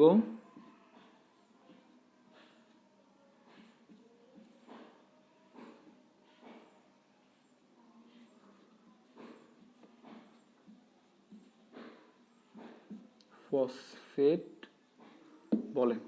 দেখো এস্টার জিনিসটা কি? এস্টার হচ্ছে সুগন্ধিযুক্ত যৌগ। যাই হোক, এস্টার তোমরা এখন বুঝবা না, এটা হচ্ছে জৈব যৌগের একটা সমগোত্রীয় শ্রেণী। শুধু এটা মনে রাখো যে এই ফসফরিক অ্যাসিড যখন এস্টার যৌগ তৈরি করে তখন হচ্ছে এই ফসফরিক অ্যাসিডের ফসফেটটাকে বলা হয় হচ্ছে অর্গানিক ফসফেট, জৈব ফসফেট। কিন্তু এই যে ফসফেট মূলকটা সিঙ্গেল আছে PO4 হোল 3, এখানে কার্বনের কোনো অস্তিত্ব নাই, এই জন্য এটা হচ্ছে অজৈব ফসফেট। আর এই যখন হচ্ছে ফসফরিক অ্যাসিডের সাথে হচ্ছে এস্টার যুক্ত হয় তখন এস্টারের মধ্যে কিন্তু কার্বন আছে, ওটা একটা কার্বনের যৌগ, জৈব যৌগ, এই জন্য ওটাকে ওই এস্টারের ফসফেটটাকে বলা হয় হচ্ছে জৈব ফসফেট। আশা করি ক্লিয়ার। অজৈব ফসফেট কি আর জৈব ফসফেট কি তোমরা বুঝতে পারছো? অজৈব ফসফেট হচ্ছে ফসফেট যৌগমূলক যেখানে কার্বনের কোনো অস্তিত্ব নেই, এটাকে বলা হয় হচ্ছে অজৈব ফসফেট। আর ফসফরিক অ্যাসিডের এস্টারকে বলা হয় কি জৈব ফসফেট, যেখানে কার্বনের অস্তিত্ব বিদ্যমান। আশা করি দুইটা তোমরা হচ্ছে ক্লিয়ার হয়ে গেছো। কোনো কমেন্ট থাকলে একটু বলতে পারো আমাকে। পিআই কোথা থেকে আসে? পিআই, আচ্ছা, তাহমিনা আক্তার কোশ্চেন করছে পিআই কোথা থেকে আসে। পিআই হচ্ছে আমাদের তোমার হচ্ছে দেহের মধ্যে থাকে, উদ্ভিদের দেহের মধ্যে এই পিআইটা থাকে। আমরা পিআই কোথায় আছে, দেহের মধ্যে আছে, কোন জায়গায় আছে, আমরা একটু পরে এটা আলোচনা করতেছি। এডিপি এবং পিআই আগে থেকে দেহের মধ্যে থাকে, এটা হচ্ছে দেহের একটা গাঠনিক উপাদান, ঠিক আছে, এটা আগে থেকে দেহে থাকে পিআইটা বা ইনঅর্গানিক ফসফেটটা। আচ্ছা, ওমর আফিফ জিহান, শিশির কই? আদম আদম শিশিরকে না থাকলে একটু নক করো, বা শিশির যদি থাকো তাহলে হচ্ছে তুমি কমেন্ট করে জানাও যে আমি আছি, তোমাকে খুঁজতেছি তোমার ফ্রেন্ডরা আদম এবং আলামিন। আচ্ছা, সালাম, হ্যাঁ অনেকেই সালাম দিচ্ছে, সবাই সালাম দিচ্ছে, সবাই আমার আপু, সমস্যা নেই। ওকে, আমরা এখন চলে যাব হচ্ছে, ঠিক আছে, ওকে তাহমিনা আক্তার, ওকে বুঝছি। সবাই একটু আমাকে কমেন্ট করে জানাও, ঠিক আছে।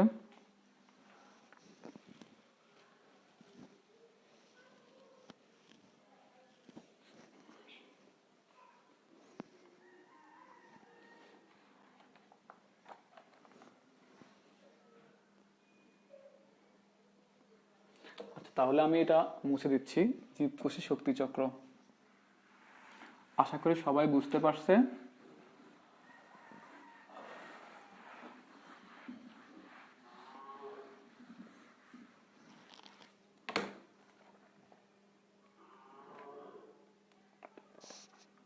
আচ্ছা, এখন আমাদের যে এতক্ষণ যে আমরা পড়লাম যে হচ্ছে অ্যাডেনিন, অ্যাডেনোসিন, হ্যাঁ, অ্যাডেনোসিন কোত্থেকে আসলো? অ্যাডেনোসিন আসছে হচ্ছে অ্যাডিনিন থেকে। অ্যাডেনিন,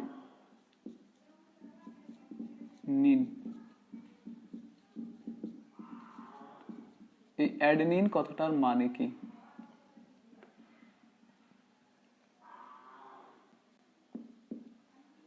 অ্যাডেনিনের সংজ্ঞাটা কি? অ্যাডেনিন কাকে বলে? ঠিক আছে, আমি একটু লিখে দিচ্ছি, তোমরা একটু উঠাই নাও। অ্যাডেনিন হচ্ছে ডিএনএ এবং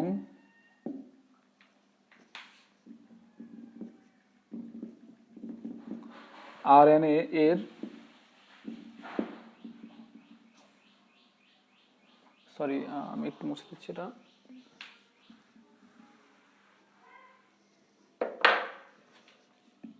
অ্যাডেনিন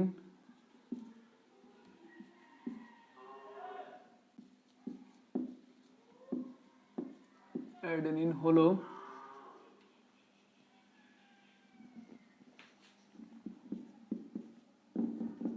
ডিএনএ এবং আরএনএ এর গাঠনিক উপাদান।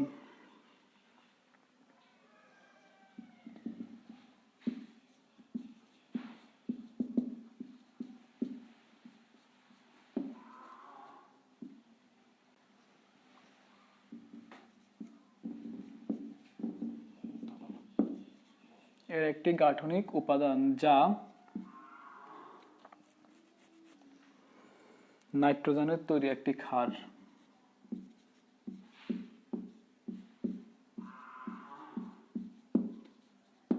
নাইট্রোজেনের তৈরি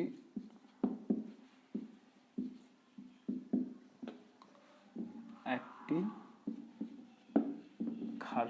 আচ্ছা, দেখো আমরা বললাম যে অ্যাডেনিন কি? অ্যাডেনিন হলো ডিএনএ এবং আরএনএ এর একটি গাঠনিক উপাদান যা নাইট্রোজেনের তৈরি একটি ক্ষার। তো ডিএনএ আরএনএ আমরা তো সবাই জানি, ডিএনএ আরএনএ মানে হচ্ছে কি ডিঅক্সিরাইবোনিউক্লিক অ্যাসিড, আরএনএ মানে হচ্ছে রাইবোনিউক্লিক অ্যাসিড। তো এগুলো হচ্ছে আমাদের দেহের নিউক্লিয়াসে থাকে। এগুলোর গাঠনিক উপাদান হচ্ছে অ্যাডেনিন, অর্থাৎ এই ডিএনএ আরএনএ তৈরি হয় হচ্ছে অ্যাডেনিন দিয়ে।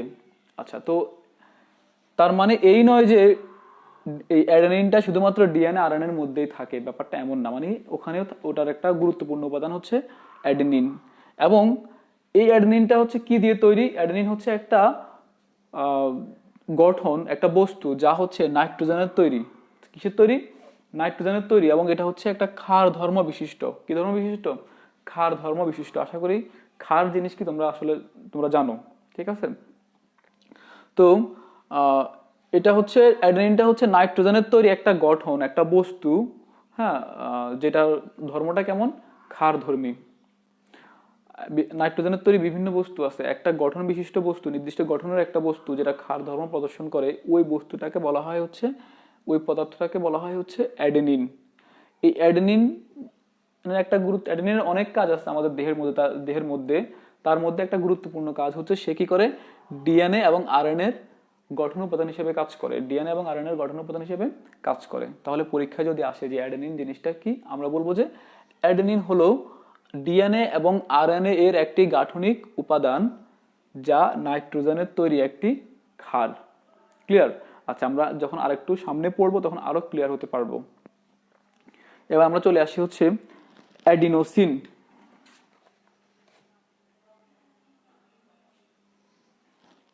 আচ্ছা,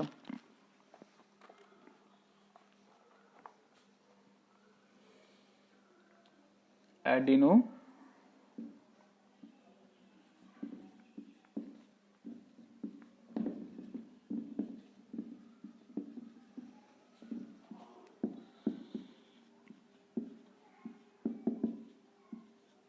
অ্যাডেনিন থেকে আসছে অ্যাডিনোসিন। তো অ্যাডিনোসিন জিনিসটা কি? অ্যাডিনোসিন হচ্ছে অ্যাডিনিন এর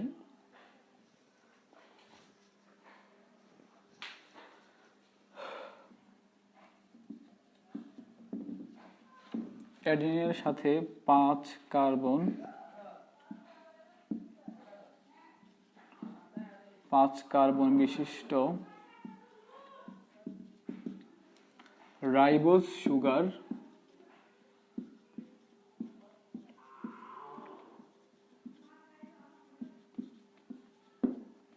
রাইবোজ সুগার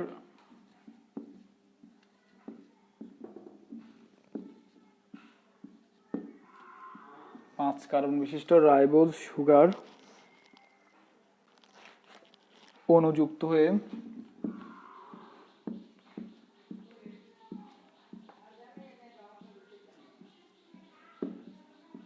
5 কার্বন বিশিষ্ট রাইবোজ সুগার অণুযুক্ত হয়ে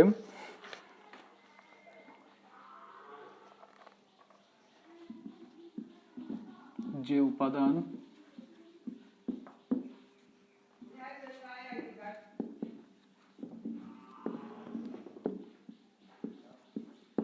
তৈরি হয় তাকে অ্যাডিনোসিন বলে।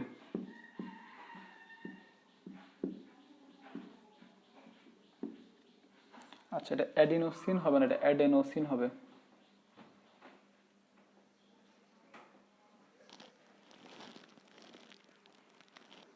না, অ্যাডিনোসিন, সরি, অ্যাডিনোসিনই ঠিক আছে, অ্যাডিনোসিন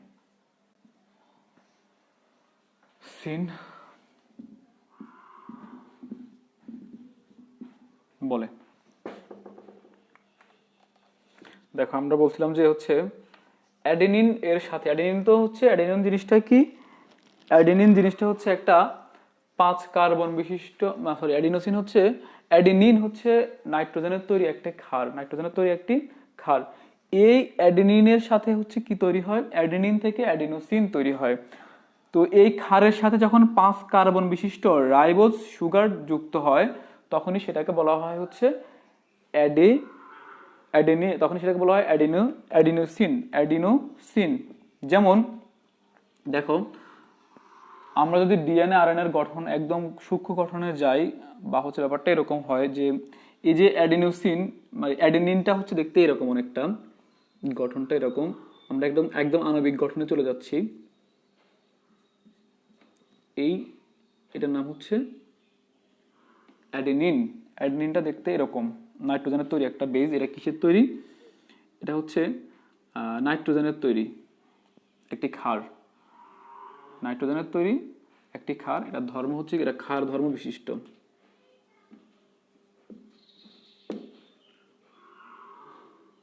কিসের তৈরি এটা? নাইট্রোজেনের তৈরি ক্ষারধর্মী, কি ধর্মী? ক্ষারধর্মী। আশা করি বুঝতেছো, ক্ষারধর্মী। এখন এটা হচ্ছে আমাদের অ্যাডেনিন। নাইট্রোজেনের তৈরি ক্ষারধর্ম বিশিষ্ট বস্তুকে বলা হয় অ্যাডেনিন। এই অ্যাডেনিনের সাথে বলছে এবার অ্যাডিনোসিনটা কি? এই অ্যাডেনিনের সাথে যখন 5 কার্বন বিশিষ্ট রাইবোজ সুগার যুক্ত হবে। তো রাইবোজ সুগার কথাটার মানে কি? সুগার মানে কি? সুগার মানে হচ্ছে চিনি, অর্থাৎ যেখানে কার্বন, হাইড্রোজেন এবং অক্সিজেন থাকবে সেটাকে বলা হয় হচ্ছে সুগার। কোন সুগার যদি 5টা কার্বন থাকে, আমি আবারও বলি সুগার জিনিসটা কি? যে বস্তুটা কার্বোহাইড্রেটের তৈরি, অর্থাৎ কার্বন, হাইড্রোজেন এবং অক্সিজেনের তৈরি, তাকে বলা হয় হচ্ছে সুগার বা চিনি। এখন তো যদি কোনো সুগার বা চিনির মধ্যে কার্বন 5টি থাকে, চিনি আমরা জানি যে চিনি অনেক রকমের আছে, সুক্রোজ, ফ্রুক্টোজ, গ্যালাক্টোজ, ল্যাকটোজ, এরকম অনেক প্রকারের চিনি আছে। তো চিনির এরকম নাম কেন পরিবর্তন হয়? কার্বনের সংখ্যা অনুযায়ী চিনির কি হয়? নাম পরিবর্তন হয়, সুগারের নাম পরিবর্তন হয়। তো এরকম একটা সুগার হচ্ছে রাইবোজ সুগার। যদি যদি কোনো সুগারের মধ্যে 5টা কার্বন থাকে তাহলে ওই সুগারকে বলা হয় রাইবোজ সুগার। তো বলছে যে যদি অ্যাডেনিনের সাথে এরকম 5 কার্বন বিশিষ্ট রাইবোজ সুগার যুক্ত হয় তাহলে যে অণুটা তৈরি হবে সে অণুটাকে বলা হবে হচ্ছে অ্যাডিনোসিন। তাহলে 5 কার্বন বিশিষ্ট রাইবোজ সুগার। দেখো সুগারের জন্য একটা কি লাগবে? এখানে অক্সিজেন লাগবে। এই অক্সিজেনের, আমরা জানি অক্সিজেনের 2টা বন্ধন, 2টা হাত, একটা বন্ধন এদিকে, একটা বন্ধন এদিকে। তো এখানে একটা কার্বনের সাথে যুক্ত হয়েছে, এখানে একটা কার্বনের সাথে যুক্ত হয়েছে, ঠিক আছে? তো এই কার্বনের, দেখো এই কার্বনের সাথে হচ্ছে এটা বন্ধন তৈরি হয়েছে। কার্বনের কয়টা হাত? কার্বনের হাত হচ্ছে, একটা কার্বনের 4টা হাত। দেখো এদিকে একটা হাত আছে, এদিকে একটা হাত আছে, তাহলে এখানে একটা হাত আছে, এখানে একটা আছে হাত। আচ্ছা আমরা একটু এটা বড় করে আঁকি।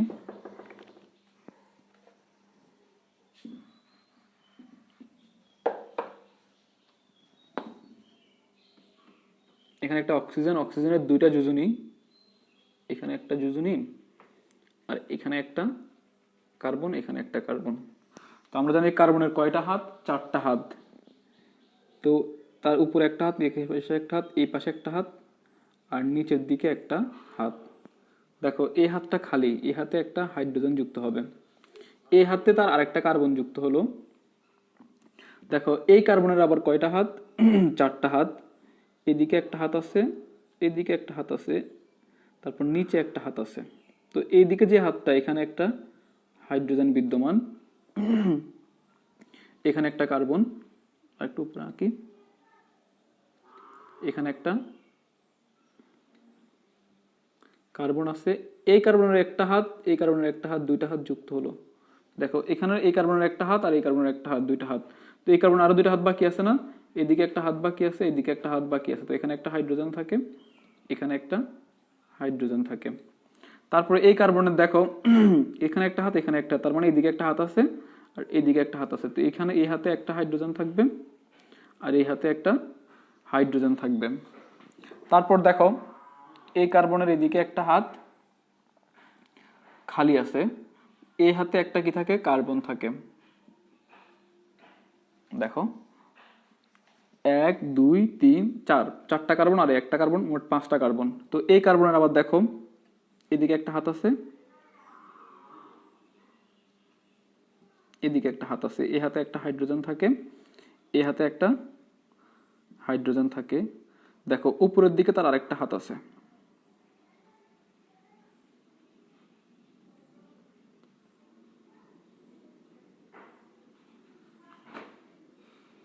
এই হাতটা আমরা খালি রাখলাম, এখানে আমরা অন্য কিছু বসাবো। আচ্ছা কিছু বসানোর আগে দেখি এই যে প্যাটার্নটা তৈরি হলো, এটাই হচ্ছে অ্যাডিনোসিন, অর্থাৎ নাইট্রোজেন বেজ অ্যাডিনিন। এটুকু হচ্ছে কি? অ্যাডিনিন। এই অ্যাডিনিনের সাথে যখন এই 5 কার্বন বিশিষ্ট সুগার তৈরি যুক্ত হলো তখন এটার নাম হলো কি? অ্যাডিনোসিন। তো অ্যাডিনিন এটা হচ্ছে, আমরা বললাম যে অ্যাডিনিন কি হলো? 5 কার্বন বিশিষ্ট রাইবোজ সুগারের সাথে যুক্ত হয়েছে। এখন এটার নাম রাইবোজ সুগার, 5 কার্বন বিশিষ্ট রাইবোজ সুগার। কেন? কারণ এখানে কি আছে, 5টা কার্বন আছে। তার আগে এটা কেন সুগার? সুগার কেন? কারণ এখানে কি আছে, কার্বন আছে, হাইড্রোজেন আছে, অক্সিজেন আছে। আর আমরা জানি যে যৌগগুলোর মধ্যে কার্বন, হাইড্রোজেন এবং অক্সিজেন থাকে, ওগুলোকে বলা হয় সুগার বা চিনি। এখন এটার নাম কেন রাইবোজ সুগার হলো? কারণ এখানে কয়টা কার্বন আছে, 5টা কার্বন আছে, তাই এটার নাম হলো কি 5 কার্বন বিশিষ্ট রাইবোজ সুগার। আর এই অণুটার নাম কি? এই অণুটার নাম হলো হচ্ছে অ্যাডিনোসিন। এখন আমরা ওই যে এডিপি পড়ছি, এটিপি পড়ছি, এএমপি পড়ছি, ওখানে আমরা কি পড়লাম, এডিপি মানে হচ্ছে অ্যাডিনোসিন ডাইফসফেট, আর এএমপি মানে কি, অ্যাডিনোসিন মনোফসফেট। অর্থাৎ এই অ্যাডিনোসিনের সাথে কি যদি একটা ফসফেট যুক্ত হয় সেটাকে আমরা বলবো হচ্ছে অ্যাডিনোসিন মনোফসফেট, 2টা যুক্ত হলে ডাইফসফেট, 3টা যুক্ত হলে ট্রাইফসফেট। আচ্ছা, ওটা আমরা একটু পরে ক্লিয়ার হচ্ছি। এখন অ্যাডিনোসিনটা সবাই বুঝছো কিনা একটু আমাকে কমেন্ট করে জানাও, আমি একটু কমেন্টগুলো পড়তেছি, আর না বুঝলেও আমাকে বলবা, ঠিক আছে? আমি একটু কমেন্টগুলো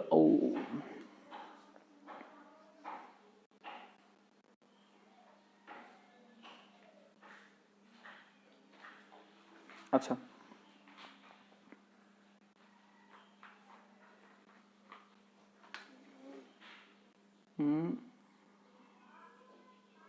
আচ্ছা, আমরা একটু দেখতেছি কমেন্টগুলো আমাদের।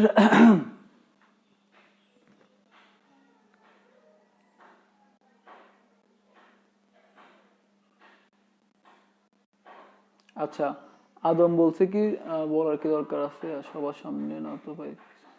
আচ্ছা, সাদিয়া স্যার অ্যাডেনিন এর কাজ কি? আচ্ছা, অ্যাডেনিন এর কাজ, এটার কাজ আমরা বললাম না, অ্যাডেনিনের কাজ হচ্ছে অ্যাডেনোসিন তৈরি করা। অ্যাডেনিনের কাজ হচ্ছে অ্যাডেনোসিন তৈরি করা। আর অ্যাডেনোসিনের কাজ কি? অ্যাডেনোসিনের কাজ হচ্ছে এডিপি, এটিপি, এএমপি এগুলো তৈরি করা। আশা করি সাদিয়া তার কোশ্চেনের অ্যান্সার পাইছো। অ্যাডেনিনের কাজ হচ্ছে অ্যাডেনোসিন তৈরি করা। আচ্ছা, আর তাহমিনা আক্তারের রাইবোজ সুগার কি? তাহমিনা আক্তার, তাহমিনা আক্তার মেবি মৌ, আমি আসলে ক্লিয়ার না, নামটা একটু লিখে দিও ভালো হয়। তাহমিনা আক্তার, আমি বলতেছি রাইবোজ সুগার হচ্ছে 5 কার্বন বিশিষ্ট কোন চিনি বা সুগারকে বলা হয় হচ্ছে রাইবোজ সুগার। চিনি অনেক প্রকারের আছে, sucrose, fructose, galactose, ribose, lactose, এরকম অনেক চিনি আছে। তার মধ্যে যেই চিনির মধ্যে 5টা কার্বন থাকবে সেটাকে বলা হয় ribose sugar. Sadia sir ribose sugar কি? হ্যাঁ, সেম কোশ্চেন, আমি অ্যান্সারটা বলে দিচ্ছি। তোমরা যদি বুঝে থাকো, তাহমিনা, সাদিয়া, যদি তোমরা রাইবোজ সুগার বুঝে থাকো তাহলে আমাকে বলো যে বুঝছি, আর না বুঝলেও বলো যে স্যার আবার বলেন। Naima Akter Shanta sir ribose sugar কি? একটু আগে বললাম রাইবোজ সুগার কি। মার্জানা আফরিন, মেঘলা, প্রিয়ন্তী তুই আছিস? আচ্ছা, প্রিয়ন্তীকে আমি আসলে ফোন টোন দেই নাই। আচ্ছা, আমার আসলে তোমাদের যে নাম্বারগুলো আমি একটু বলি, মেঘলা, তারপরে হচ্ছে সাদিয়া, নাম্বার, স্টুডেন্টের নাম্বারগুলো আমার বাসায় আসলে ডায়েরিতে লেখা আছে। আমি ডায়েরিটা নিয়ে আসি নাই, আমি ভাবি নাই যে এতদিন থাকতে হবে বাড়িতে। তো সবার নাম্বার আমার কাছে নাই। আর আমার রবি নাম্বারটা যে সবার কাছে আছে, ওই রবি নাম্বারটাও মানে বন্ধ হয়ে গেছে কেন জানি না। একটু যদি সবাই হচ্ছে যারা আমার কাছে যে পড়ে এরকম যারা যারা চিনো, একটু যোগাযোগ করে মানে হচ্ছে এই লাইভ ক্লাস নিচ্ছি এটা একটু ওদেরকে বলে দিও, বা আমাকে ফোন নাম্বার দিও, আমি ফোন দিব না। প্রিয়ন্তীকে ফোন দেই নাই কারণ হচ্ছে প্রিয়ন্তীর নাম্বার আমার কাছে মেবি আছে। আচ্ছা স্যার, অ্যাডিনোসিনের কাজ কি? অ্যাডিনোসিনের কাজ হচ্ছে এখনই আমরা দেখবো এডিপি, এটিপি, এএমপি তৈরি করা। হুম, কিভাবে তৈরি হয় সেটা আমরা একটু পরে দেখব। আদম বুঝছি, তাহমিনা আক্তার ওকে, নাইমা আক্তার শান্তা বুঝছি স্যার। ওমর আফিফ জিহান স্যার আপনাকে থ্যাংক ইউ এভাবে সংজ্ঞা দিয়ে পড়ানোর জন্য স্যার, অস্থির বুঝছি। আচ্ছা, থ্যাংক ইউ, তোমাকেও অনেক অনেক থ্যাঙ্কস। আসলে এই জিনিসগুলা যদি ভালো করে ধরে না বুঝাই তাহলে তো বুঝবা না, এটা এগুলো একটু জটিল জিনিস। আর আমি চাচ্ছি যে যেন একটা জিনিস একটু সময় লাগুক, আমাদের হাতে অনেক সময় আছে, সময় লাগুক, কিন্তু যেন ব্যাপারটা আমরা ভালোভাবে বুঝতে পারি। ঠিক আছে, তাড়াহুড়া করে পড়ালাম, কিছুই বুঝলাম না, তাহলে তো আর হলো না। আচ্ছা, তানজিলা আক্তার পলি, ওকে বুঝছি স্যার। রবিন কর জবা, হ্যাঁ বুঝছি স্যার। নাসাই, ও আচ্ছা, তাহমিনা আক্তার নাসাই, আমি তো হচ্ছে ভুলে গেছি, তাহমিনা আক্তার তো তোমার বোনের নাম। নাসাই, হ্যাঁ থ্যাংক ইউ নাসাই তোমার নাম বলার জন্য। নাসিমা আক্তার জি স্যার বুঝছি। নাইমা আক্তার শান্তা বুঝছি। আচ্ছা নাসাই, তুমি বুঝছো কিনা একটু জানাও। ঠিক আছে, আমরা চলে যাই হচ্ছে আমাদের হচ্ছে পরের টপিকে। দেখো এখানে আমি কিন্তু একটা হাত খালি রাখছি এই সুগারের। এই হাতটা কেন খালি আছে? কারণ এখানে হয়েছে তোমার যুক্ত হবে ফসফেট গ্রুপ, এই যে ইনঅর্গানিক ফসফেট বা পিআই। এখন দেখো ব্যাপারটা কি হলো, এই যৌগের মধ্যে যখনই হচ্ছে, এটা হচ্ছে অ্যাডেনিন, এটা হচ্ছে রাইবোজ সুগার, আর দুইটা মিলে হলো কি অ্যাডিনোসিন। এখন এই অ্যাডিনোসিনের সাথে হচ্ছে যখন তোমার একটা ফসফেট যুক্ত হলো, তাহলে একটা বন্ধন তৈরি হয়েছে না এখানে, এই বন্ধনের মাধ্যমে ফসফেটটা যুক্ত হলো। এই বন্ধন তৈরি হতে এখানে কিছু শক্তি, এই যে প্রত্যেকটা বন্ধনে কিন্তু শক্তি জমা আছে, আর এই বন্ধনগুলা হচ্ছে এই যৌগের বন্ধন। তো এখানে একটা বাড়তি বন্ধন দিয়ে কি হলো, ফসফেট যুক্ত হলো। এখন দেখো অ্যাডেনিন আছে, তো অ্যাডেনিনের সাথে তোমার যুক্ত হয়েছে কয়টা অ্যাডিনোসিনের সাথে যুক্ত হয়েছে কয়টা ফসফেট, একটা ফসফেট, তার মানে মনোফসফেট AMP। এখন এই যৌগটার নাম কি AMP। যখন এখানে এই যৌগটার নাম এখন হচ্ছে AMP, তো যখনই আমরা এখানে কি করব, আরেকটা বন্ধন দিব, শক্তি জমা করব, এখানে কি করব, শক্তি জমা করব। মনে করো আমাদের শরীরে খাবার থেকে বা উদ্ভিদের শরীরে সূর্য থেকে শক্তি উৎপন্ন হয়েছে, এখন এই শক্তিটা কোনো কাজে লাগতেছে না, রিজার্ভ আছে শরীরের মধ্যে। তো এই শক্তিটা এখন কি হবে, এই ফসফেটের সাথে যুক্ত, মানে ফসফেট সাথে হচ্ছে সে একটা যুক্ত হবে। কিভাবে যুক্ত হবে, আমাদের শরীরের মধ্যে অসংখ্য এরকম ইনঅর্গানিক ফসফেট অণু কি হচ্ছে, ঘুরে বেড়াচ্ছে। তো ওই ইনঅর্গানিক ফসফেট গুলো কি হবে, এই ফসফেটের সাথে হচ্ছে বন্ধনে আবদ্ধ হবে। বন্ধনে আবদ্ধ হলে এখানে একটা কি হলো, বন্ধন তৈরি হলো। এই বন্ধনের মধ্যে ওই যে শক্তিটা উৎপন্ন হলো, ওই শক্তিটা এখানে জমা হয়ে গেল। তাহলে এখন আগে তো এই যৌগটার নাম ছিল, যখন একটা ফসফেট ছিল যৌগটার নাম ছিল AMP, এখন এই যৌগটার নাম কি হলো তোমরা একটু আমাকে কমেন্ট করে জানাও। আরেকটা ফসফেট যুক্ত হওয়ার পরে এই যৌগটার নাম কি হলো একটু কমেন্ট করে জানাও দেখি।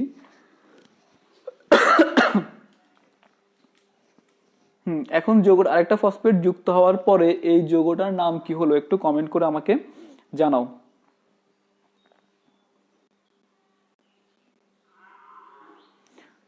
আচ্ছা, হ্যাঁ, Umme Sadia ADP, thank you Sadia, তোমারটা হয়েছে ADP। তারপরে হচ্ছে ওমর রাফিক জিহান ADP, ঠিক আছে, দুইটা ফসফেটের জন্য ADP। তারপর হচ্ছে ঠিক আছে, তোমরা হ্যাঁ আশা করি বুঝতে পারছো সবাই। এবার মনে করো এখানে আমরা আরেকটা ফসফেট যুক্ত করলাম,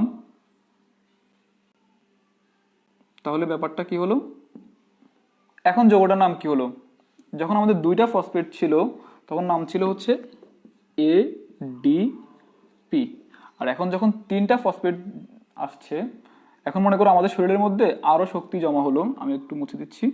মনে করো ADP হওয়ার পরে এখন এই যৌগটা একটা ADP তৈরি হয়ে গেল। এই ADP তৈরি হওয়ার পরে ADPটা আর ভাঙে না, ঠিক আছে। তো ADPটা আমাদের শরীরের একটা স্থায়ী যৌগ ADP। তো এই ADPর যখন হচ্ছে উদ্ভিদের শরীরে বা আমাদের শরীরে বাহির থেকে কোনো শক্তি তৈরি হয়, শক্তিটা জমা হয়, এখন শক্তি তৈরি হয়েছে, আমাদের দেহে শক্তিটা দরকার নাই, উদ্ভিদের শরীরে শক্তিটা দরকার নাই, কিন্তু শক্তিটা আমাদের শরীরের মধ্যে বা উদ্ভিদের শরীরের মধ্যে তৈরি হয়েছে। এখন এই বাড়তি শক্তিটা, রিজার্ভ শক্তিটা কি হবে, এখানে এসে একটা বন্ধন তৈরি করবে। এখন বন্ধনটা কার সাথে তৈরি করবে, এরকম অনেক ইনঅর্গানিক ফসফেট শরীরের মধ্যে উদ্ভিদ এবং প্রাণীর শরীরে ঘুরে বেড়াচ্ছে, তাদের সাথে একটা বন্ধন তৈরি করবে। বাড়তি যে শক্তিটা তৈরি হলো, এই শক্তিটা এখানে বন্ধনের মাধ্যমে যুক্ত হলো। আর এই এখন তিনটা ফসফেট হওয়ার কারণে এই যৌগটার নাম হলো কি, দেখো অ্যাডেনিন আর হচ্ছে সুগার দুইটা মিলে হচ্ছে অ্যাডিনোসিন, আর একটা ফসফেট আর তিনটা ফসফেট, অ্যাডিনোসিন প্লাস তিনটা ফসফেট, তার মানে নাম হয়ে গেল কি ATP।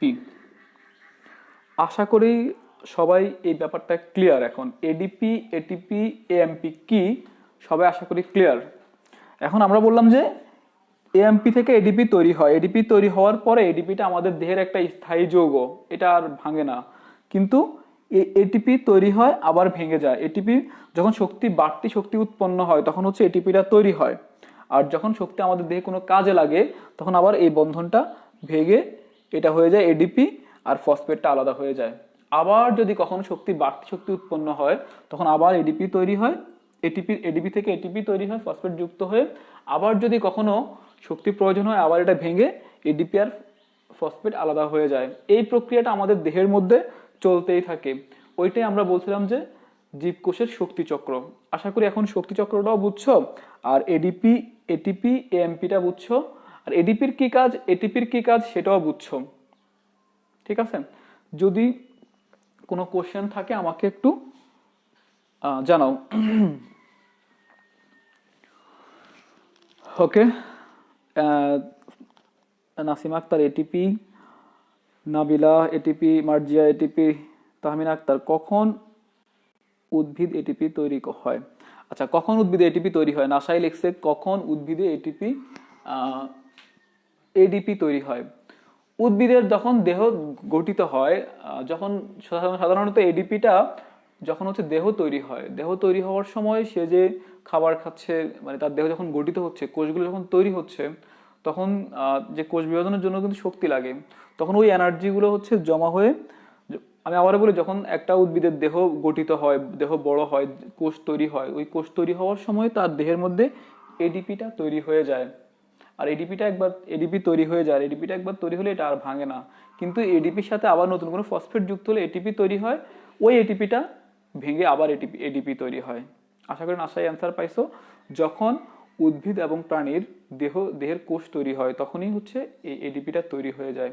তো আমি বলছিলাম যে এডিপি তৈরি হওয়ার জন্য কিন্তু ফসফেট যুক্ত হওয়া লাগে, শক্তি লাগে। ওই শক্তিটা কোত্থেকে আসে? ওই শক্তিটা হচ্ছে আমি আগে বলছি যে আমাদের দেহের সকল কাজেই শক্তির প্রয়োজন হয়, সকল কাজের জন্য আমরা শক্তি গ্রহণ করি।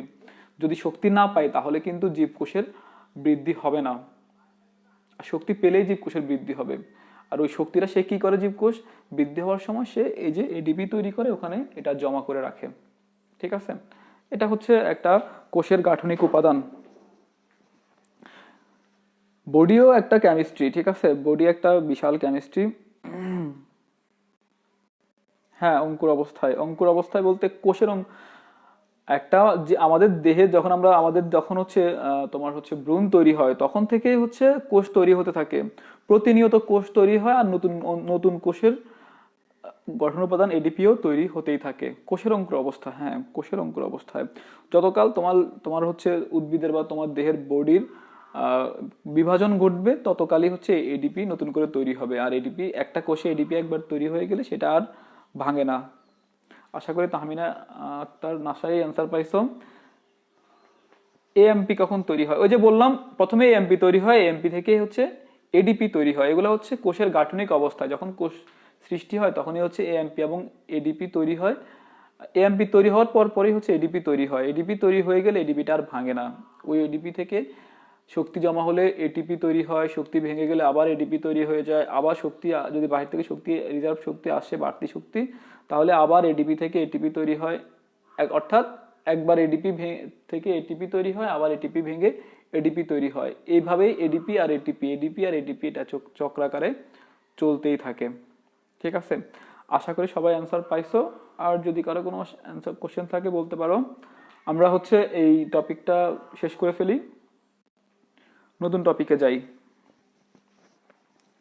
আচ্ছা, তো এই যে ব্যাপারটা, এটার একটা নাম আছে, কিন্তু আমি একটু বলে দেই।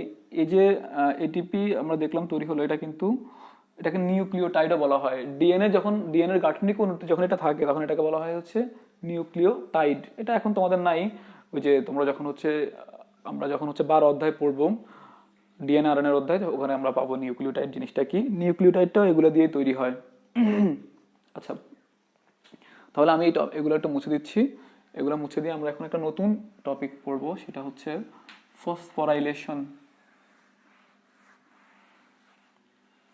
দেখো, একটু ভেঙে পড়াচ্ছি, কারণ হচ্ছে ভেঙে না পড়াইলে জিনিসগুলো তোমরা বুঝবা না, এই জন্য একটু ভেঙে পড়াচ্ছি।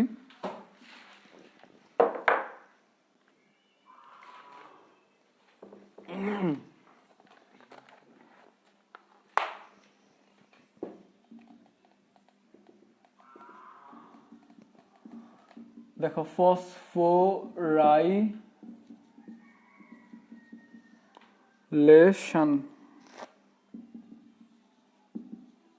ফসফোরাইলেশন ফসফোরাইলেশন জিনিসটা কি? দেখো ফসফো মানে হচ্ছে ফসফরাস, লেশন মানে হচ্ছে সংযুক্ত হওয়া, অর্থাৎ ফসফোরাইলেশন মানে হচ্ছে ফসফরাস বা ফসফেট সংযুক্ত হওয়া। ফসফরাই মানে হচ্ছে ফসফেট গ্রুপ, আর লেশন মানে হচ্ছে কি সংযুক্ত হওয়া, অর্থাৎ ফসফোরাইলেশন মানে হচ্ছে কি ফসফেট গ্রুপ সংযুক্ত হওয়া। ঠিক আছে, তো সংজ্ঞাটা আমরা এভাবে লিখবো যে কোনো যৌগের সাথে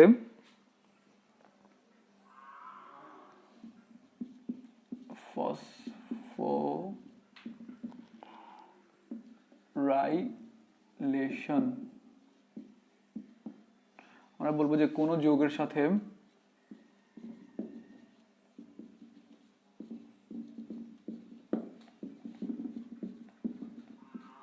কোনো যৌগের সাথে ফসফেট বাইরে থেকে শক্তি দিয়ে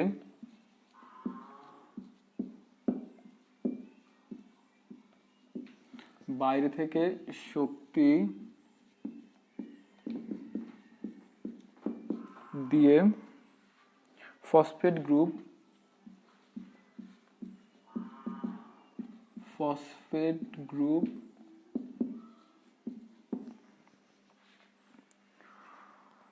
যুক্ত করার প্রক্রিয়াকে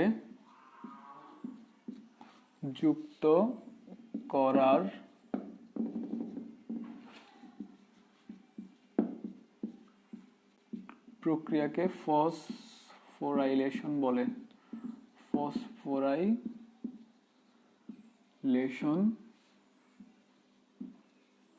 এটা কিন্তু খুবই ইম্পর্টেন্ট একটা জিনিস ফসফোরাইলেশন। আমরা বললাম যে ফসফোরাইলেশন জিনিসটা কি, কোনো যৌগের সাথে বাইরে থেকে শক্তি দিয়ে ফসফেট গ্রুপ তৈরি হবে না, ফসফেট গ্রুপ যুক্ত করার, এখানে হচ্ছে যুক্ত করার, ফসফেট গ্রুপ যুক্ত করার প্রক্রিয়াকে ফসফোরাইলেশন বলে। অর্থাৎ আমাদের দেহে থাকে হচ্ছে এডিপি, আমরা কি করলাম বাইরে থেকে শক্তি এনে কি করলাম এটার সাথে হচ্ছে একটা ইনঅর্গানিক ফসফেট গ্রুপ যুক্ত করলাম, করার পরে আমাদের তৈরি হলো কি এটিপি। আর যুক্ত করার প্রক্রিয়াকে তৈরি হলো এটিপি। এই প্রক্রিয়াটাকে বলা হয় হচ্ছে ফসফোরাইলেশন। কোন যৌগের সাথে, সেটা আমরা যেহেতু আমাদের এই অধ্যায়ে এটিপি হচ্ছে আমরা পড়তেছি, জন্য আমরা হচ্ছে এই এক্সাম্পলটা এটিপি এবং এডিপি দিয়ে দিলাম। সেটা যেই কোনো যৌগ হোক, যদি কোনো যৌগের সাথে বাহির থেকে শক্তি দিয়ে ফসফেট যুক্ত করা হয় তাহলে এই প্রক্রিয়াকে বলা হয় হচ্ছে ফসফোরাইলেশন। আর এখানে আমরা কি করি, এই অধ্যায়ের মধ্যে এডিপির সাথে বাইরে থেকে শক্তি জমা করে ফসফেট যুক্ত করে এটিপি তৈরি করি, তাই এই প্রক্রিয়াটার নাম হচ্ছে কি ফসফোরাইলেশন। এটা হচ্ছে ফসফোরাইলেশনের হচ্ছে সমীকরণিক রূপ। তারপর আমরা পড়বো হচ্ছে ডিফসফোরাইলেশন। ডিফসফোরাইলেশন, আমি একটু ইংলিশটাও লিখে দিচ্ছি, ডি ফসফোরাইলেশন। আচ্ছা, ডিফসফোরাইলেশন। তো ডি মানে কি, আমরা জানি যে ডি মানে হচ্ছে কমে যাওয়া, বিচ্ছিন্ন হয়ে যাওয়া, ভেঙে যাওয়া। ডি মানে হচ্ছে কমে যাওয়া, হ্রাস পাওয়া। আর ফসফো মানে হচ্ছে ফসফেট গ্রুপ, লেশন মানে হচ্ছে আগে যে সংযোগটা তৈরি হলো। অর্থাৎ ডিফসফোরাইলেশন মানে হচ্ছে কি ফসফেট গ্রুপের সংযোগটা বিচ্ছিন্ন হয়ে যাওয়া, হ্রাস পাওয়া, কমে যাওয়া, ফসফেটটা কমে যাওয়া। ডিফসফোরাইলেশন মানে হচ্ছে কি ফসফেটের গ্রুপটা ভেঙে যাওয়া, অর্থাৎ আগে যেই ফসফেট যুক্ত হয়েছে সেটা এখন পুনরায় আবার ভেঙে যাবে। তো ডিফসফোরাইলেশন সংজ্ঞাটা হচ্ছে এরকম: কোন যৌগ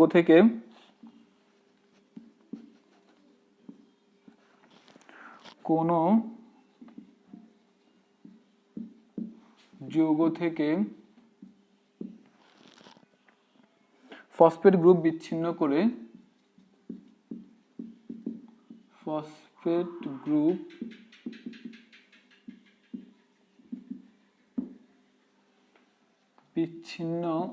করে শক্তি নির্গত করার প্রক্রিয়াকে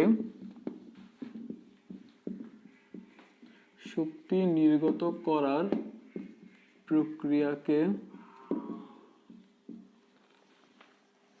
ডিফসফোরাইলেশন বলে। ডিফসফোরাইলেশন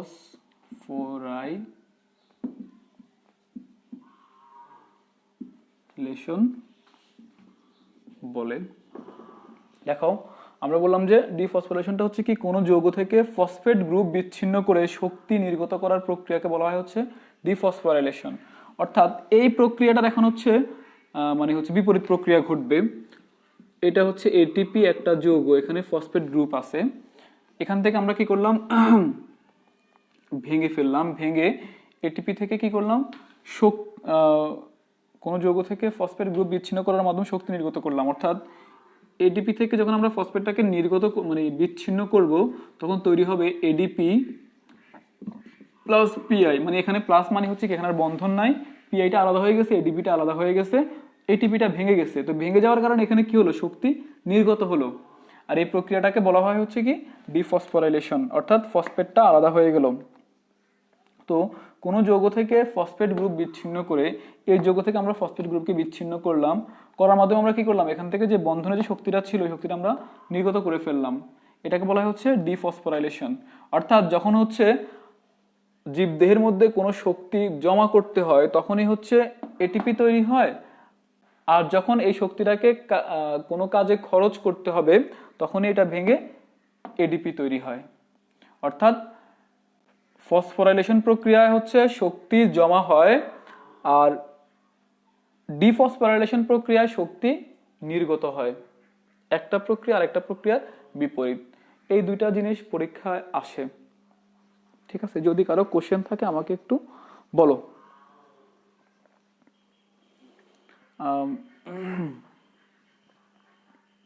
আচ্ছা আদম, সরি আলামিন, নামাজ পড়তে হবে। আমিও নামাজ পড়বো, কোনো সমস্যা নাই, নামাজ আমরা পড়বো একটু পরে। আমরা একটু ক্লাসটা শেষ করি।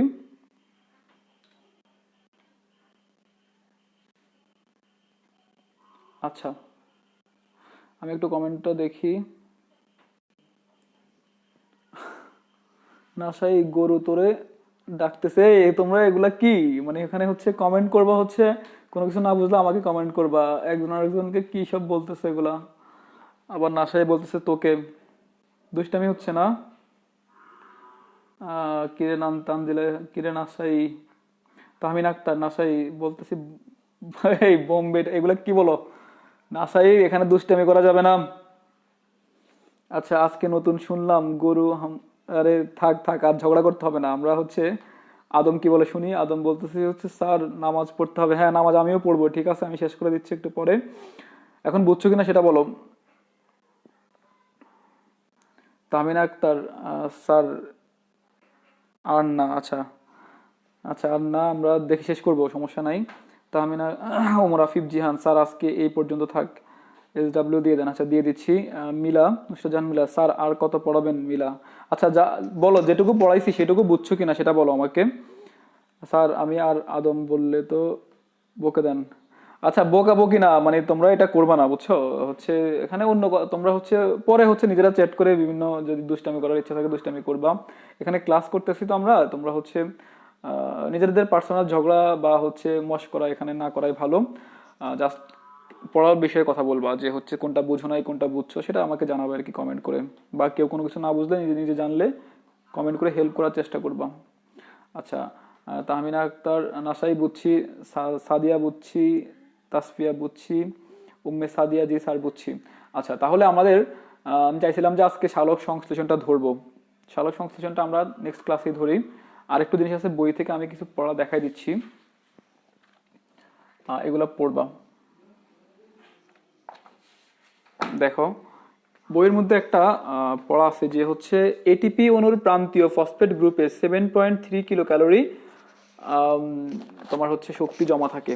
অর্থাৎ এই যে এটিপি অণুটা, এই এডিপি থেকে ফসফেট যুক্ত হয়ে এটিপি তৈরি হলো, এই যে বন্ধনটা আছে বলছে এটিপি অণুর প্রান্তীয় ফসফেট, এটা তো এদিকের ফসফেট, এটা না, প্রান্তে যে ফসফেটটা আছে ওই ফসফেটের মধ্যে হচ্ছে 7.3 কিলো ক্যালোরি শক্তি জমা থাকে। এটা কুইজে আসতে পারে যে এই প্রান্তীয় ফসফেটের গ্রুপ বন্ধনের মধ্যে কত কিলো ক্যালোরি শক্তি থাকে। এটা হচ্ছে 7.3 কিলো ক্যালোরি। আর একটা জিনিস হচ্ছে দেখো তোমাদের আমি এটা একটু মুছে দিচ্ছি, মুছে আমি আরেকটা জিনিস বুঝাই দিয়ে তারপর পড়া দিয়ে দিব। নেক্সট ক্লাসে আমরা সালোক সংশ্লেষণ পড়ব। আচ্ছা, তার আগে একটা কথা বলে রাখি তোমাদেরকে, যে এই অধ্যায়ে কিন্তু জীব জগতের দুইটা গুরুত্বপূর্ণ প্রসেস নিয়ে আলোচনা করা হয়েছে। দুইটা গুরুত্বপূর্ণ প্রসেস, যে প্রসেসগুলোর উপরে সম্পূর্ণ জীব জগৎ টিকে আছে। তার মধ্যে একটা হলো সালোক সংশ্লেষণ, যেটার মাধ্যমে খাবার তৈরি হয়, অক্সিজেন তৈরি হয়। আর একটা হলো শ্বসন, যেটার মাধ্যমে কি হয়, শক্তি উৎপন্ন নির্গত হয়। ঠিক আছে, যেটার মাধ্যমে হচ্ছে আমাদের দেহের কার্বন ডাইঅক্সাইড তৈরি হয়, শক্তি তৈরি হয়, সেটা হচ্ছে শ্বসন। এই দুইটা প্রক্রিয়া এখানে ধারাবাহিকভাবে আলোচনা করা হয়েছে। আমরা প্রথমে সালোক সংশ্লেষণ সম্পর্কে বিস্তারিত পড়ব, তারপরে হচ্ছে শ্বসন সম্পর্কে বিস্তারিত পড়ব।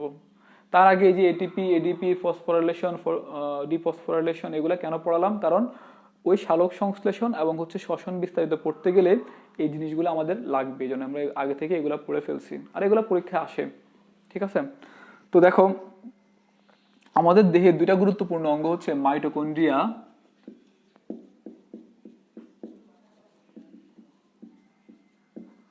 আরেকটা হচ্ছে প্লাস্টিড। একটা কি, প্লাস্টিড। আমরা সবাই দুইটা জিনিস পড়ি, জানি। আমরা ক্লাস 6 থেকে মাইটোকন্ড্রিয়া এবং হচ্ছে প্লাস্টিড সম্পর্কে পড়াশোনা করে আসছি। মাইটোকন্ড্রিয়া হচ্ছে জীবকোষের একটা গুরুত্বপূর্ণ অঙ্গ, যেখানে কি হয়, শক্তি তৈরি হয়, শক্তির ঘর বলা হয় এটাকে। আর প্লাস্টিড হচ্ছে কি, উদ্ভিদের একটা গুরুত্বপূর্ণ অঙ্গ, যেখানে হচ্ছে তোমার বিভিন্ন কালার থাকে। ঠিক আছে, তো উদ্ভিদের আমরা হচ্ছে যেহেতু সালোক সংশ্লেষণের সম্পর্কিত অধ্যায় করতেছি, এখানে আমরা প্লাস্টিড বলতে বুঝবো হচ্ছে ক্লোরোফিল যুক্ত প্লাস্টিড, অর্থাৎ ক্লোরোপ্লাস্ট, যেখানে সালোক সংশ্লেষণটা হয়। তো এই মাইটোকন্ড্রিয়া আর প্লাস্টিড দুইটার মধ্যে একটা গুরুত্বপূর্ণ প্রক্রিয়া সম্পন্ন হয়। এই সম্পূর্ণ প্রক্রিয়াটার নাম হচ্ছে electron transport system, electron transport process.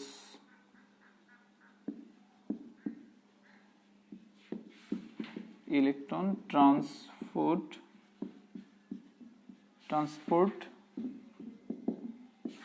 System. এই ইলেকট্রন ট্রান্সপোর্ট সিস্টেমটা কোথায় ঘটে, মাইটোকন্ড্রিয়াতেও ঘটে, প্লাস্টিডের মধ্যেও ঘটে। এই ইলেকট্রন ট্রান্সপোর্ট সিস্টেমের মাধ্যমেই কিন্তু আমাদের এটিপি অণু সংশ্লেষিত হয়। এটা আমরা পরে বুঝবো। এই মাইটোকন্ড্রিয়া এবং প্লাস্টিডের মধ্যে কি ঘটে, ইলেকট্রন ট্রান্সপোর্ট সিস্টেম ঘটে। এই ইলেকট্রন ট্রান্সপোর্ট সিস্টেমের মাধ্যমে কি, যখন ইলেকট্রন ট্রান্সপোর্ট তৈরি হয়, ওই ধাপের মধ্যে কি হয়, এই শক্তিটা জমা হয়ে হয়ে অসংখ্য এটিপি তৈরি হয়। অর্থাৎ এটিপির মাধ্যমে আমাদের দেহের মধ্যে শক্তিটা রিজার্ভ থাকে, জমা থাকে, প্রয়োজন বোধে আমরা এখান থেকে এটা কি করতে পারি, মানে কাজে লাগাতে পারি। তো এই ইলেকট্রন ট্রান্সপোর্ট সিস্টেমটা কিভাবে, কোথায় হয়, এটা কি জিনিস, আমরা যখন শ্বসন পড়বো তখন পড়বো যে শ্বসনের 4টা ধাপ। এই অধ্যায়ে আমাদের এটা আছে, শ্বসনের 4টা ধাপ। তোমার হচ্ছে গ্লাইকোলাইসিস, এসিটাইল কোয়ে সৃষ্টি, তারপরে হচ্ছে তোমার ক্রেবস চক্র, আরেকটা হচ্ছে ইলেকট্রন ট্রান্সপোর্ট সিস্টেম। অর্থাৎ যখন আমরা শ্বসন পড়বো তখন শ্বসনের 4র্থ ধাপের মধ্যে এই ইলেকট্রন ট্রান্সপোর্ট সিস্টেম সম্পর্কে বিস্তারিত পড়বো। এখন একটু বলে রাখি, ইলেকট্রন ট্রান্সপোর্ট সিস্টেমটা কোথায় হয়, মাইটোকন্ড্রিয়াতে হয় আর হচ্ছে প্লাস্টিডে হয়। আর এই ইলেকট্রন ট্রান্সপোর্ট সিস্টেমের মাধ্যমে কি তৈরি হয়, এটিপি তৈরি হয়। এটিপির তৈরি হওয়ার সময় কি হয়, শক্তিটা উদ্ভিদের দেহের মধ্যে জমা থাকে। ঠিক আছে, রিজার্ভ থাকে বা আমাদের দেহে জমা থাকে। ঠিক আছে, এই পর্যন্তই। এটা হচ্ছে আমি একটু আলোচনা করে দিলাম। আর হচ্ছে একটা গুরুত্বপূর্ণ জিনিস আছে, সেটা পড়েই আমি আজকের মানে ক্লাস শেষ করে দিব। সেটা হচ্ছে তোমার বায়োলজিক্যাল কয়েন বা জৈব মুদ্রা। এই জিনিসটার অনেকগুলা নাম আছে, জৈব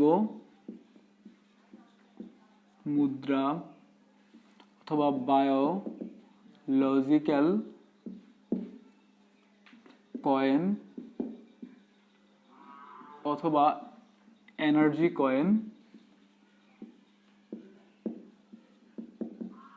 3টা নাম আছে।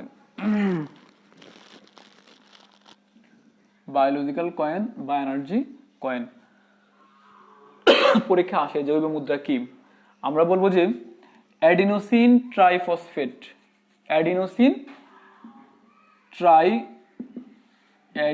এভাবে লিখবা, আমি একটু লিখে দিচ্ছি, অ্যাডিনোসিন ট্রাইফসফেট বা এটিপি কে জৈব মুদ্রা বলে।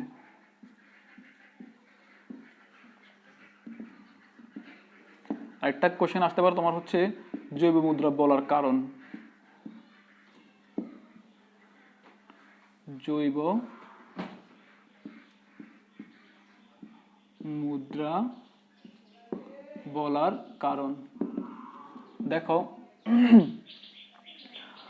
প্রশ্নটা এভাবে আসে যে এটিপি কে জৈব মুদ্রা কেন বলা হয়। হ্যাঁ, আমরা আগে বললাম যে এটিপি হচ্ছে জৈব মুদ্রা। তো এটিপি কে কেন জৈব মুদ্রা বলা হয়, কারণটা হচ্ছে মুদ্রা জিনিসটা কি, মুদ্রা বা কয়েন টাকা, এটা মুদ্রা দিয়ে আমরা কি করি, আমাদের কাছে অনেক মুদ্রা বা টাকা জমা থাকে।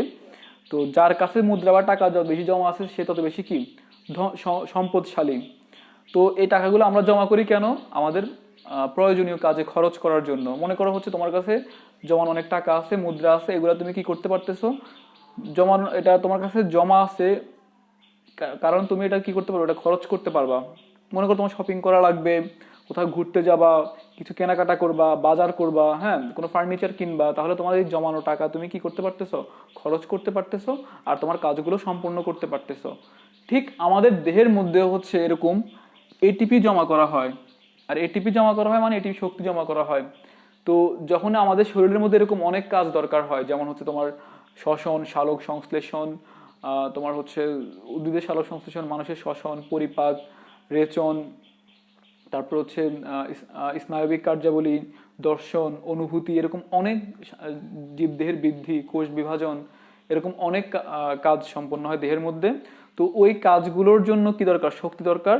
আর এই জমানো এটিপি থেকে কি হয়, আস্তে আস্তে এটিপি ভাঙে আর শক্তি ওই দিয়ে ওই কাজগুলো করা হয়। অর্থাৎ যার দেহে যত বেশি এটিপি আছে তার দেহে তত বেশি কাজ করা খরচ করতে পারবা। অর্থাৎ টাকা যেরকম জমানো যায়, এটিপি এরকম শরীরের মধ্যে জমা করা যায়। টাকা যেরকম প্রয়োজনীয় কাজে খরচ করা যায়, এটিপি এরকম প্রয়োজনীয় কাজে খরচ করা যায়। তাই এটিপি কে বলা হয় কি, জৈব মুদ্রা। আশা করি বুঝতে পারছো সবাই। তো জৈব মুদ্রা এবং জৈব মুদ্রা বলার কারণ এটা কি বুঝতে পারছো কিনা আমাকে একটু কমেন্ট করে জানাও।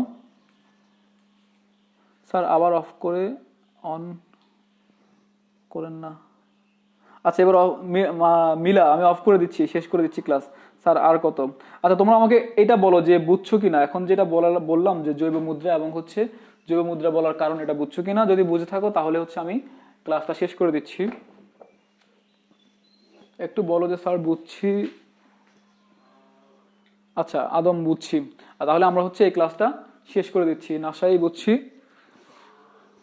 আমরা এটা মুছে ফেললাম।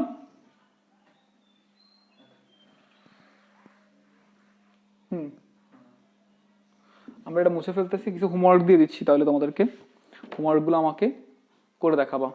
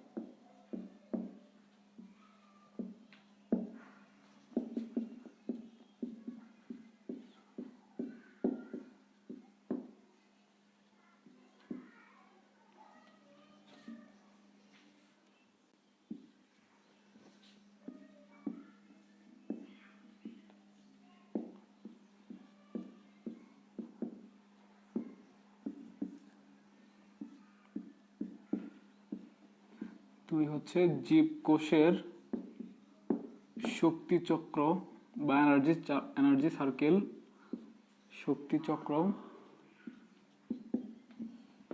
চিত্র সহ ব্যাখ্যা করো।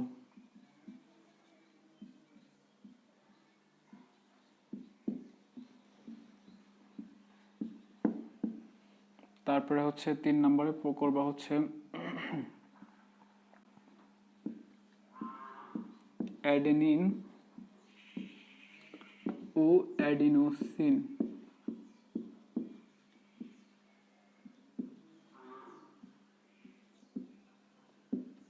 বলতে কি বুঝো?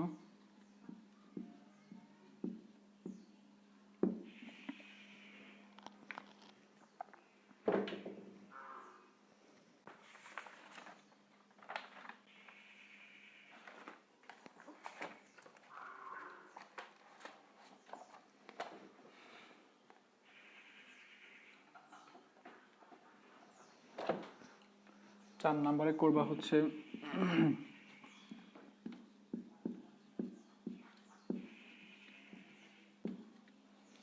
জৈব মুদ্রা কি?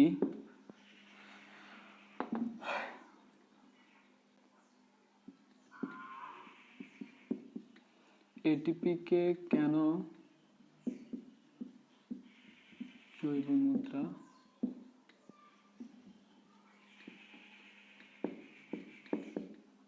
বলা হয়? আচ্ছা, এই চারটা কোশ্চেন, আরেকটা কোশ্চেন হোমওয়ার্ক দিয়ে দেই, দেখি একটা কোশ্চেন দেওয়া যায় কিনা।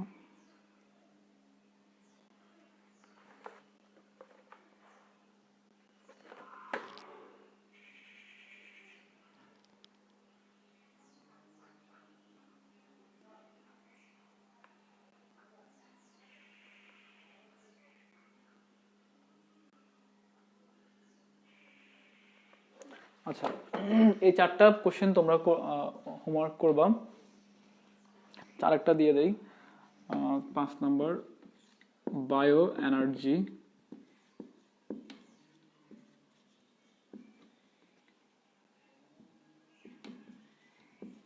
বায়ো এনার্জি কি? তোমরা হচ্ছে এই 5টা কোশ্চেন, এখানে যে 5টা কোশ্চেন আমরা বললাম, যে আমি একটু বলে দিচ্ছি। ফসফোরাইলেশন ও ডিফসফোরাইলেশন বলতে কি বুঝো? 2 নম্বর হচ্ছে জীবকোষের শক্তিচক্র চিত্রসহ ব্যাখ্যা করো। অ্যাডেনিন ও অ্যাডিনোসিন বলতে কি বুঝো? জৈব মুদ্রা কি? এটিপি কে কেন জৈব মুদ্রা বলা হয়? আর হচ্ছে বায়ো এনার্জি কি? এই কোশ্চেনগুলো হচ্ছে একটু সুন্দর করে লিখে নোট করে আমাকে দেখাবা, ঠিক আছে? আর কেমিস্ট্রি গতকালকের ক্লাসে হচ্ছে সবাই হোমওয়ার্ক আস্তে আস্তে দিয়ে দাও। আমি দেখছি যে অনেকে হোমওয়ার্ক দিয়ে দিছো, আমি কালকে চেক করতে পারি নাই। তোমরা হচ্ছে যারা করো নাই তারাও হচ্ছে হোমওয়ার্কগুলো করে আমাকে দিয়ে দাও, আমি আজকে বা কালকে আজকের মধ্যেই হচ্ছে হোমওয়ার্কগুলো দেখে চেক করে দিব।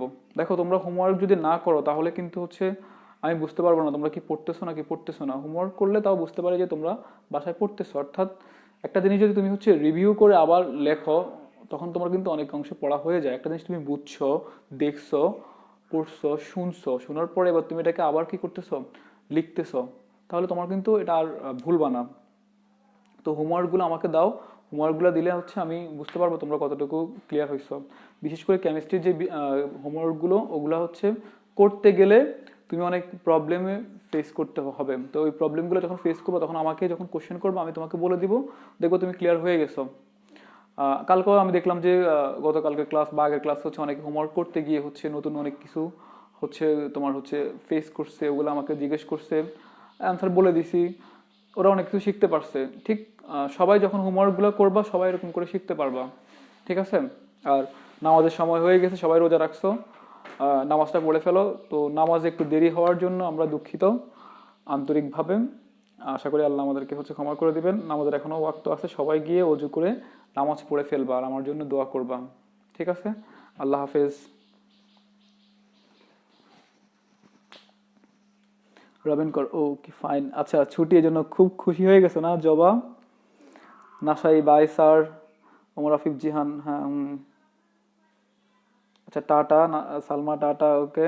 সরি সাদিয়া, টাটা তোমাকেও, টাটা, আল্লাহ হাফেজ। Marjia, Marjia, okay bye sir, হ্যাঁ বাই, আবার দেখা হবে নেক্সট ক্লাসে।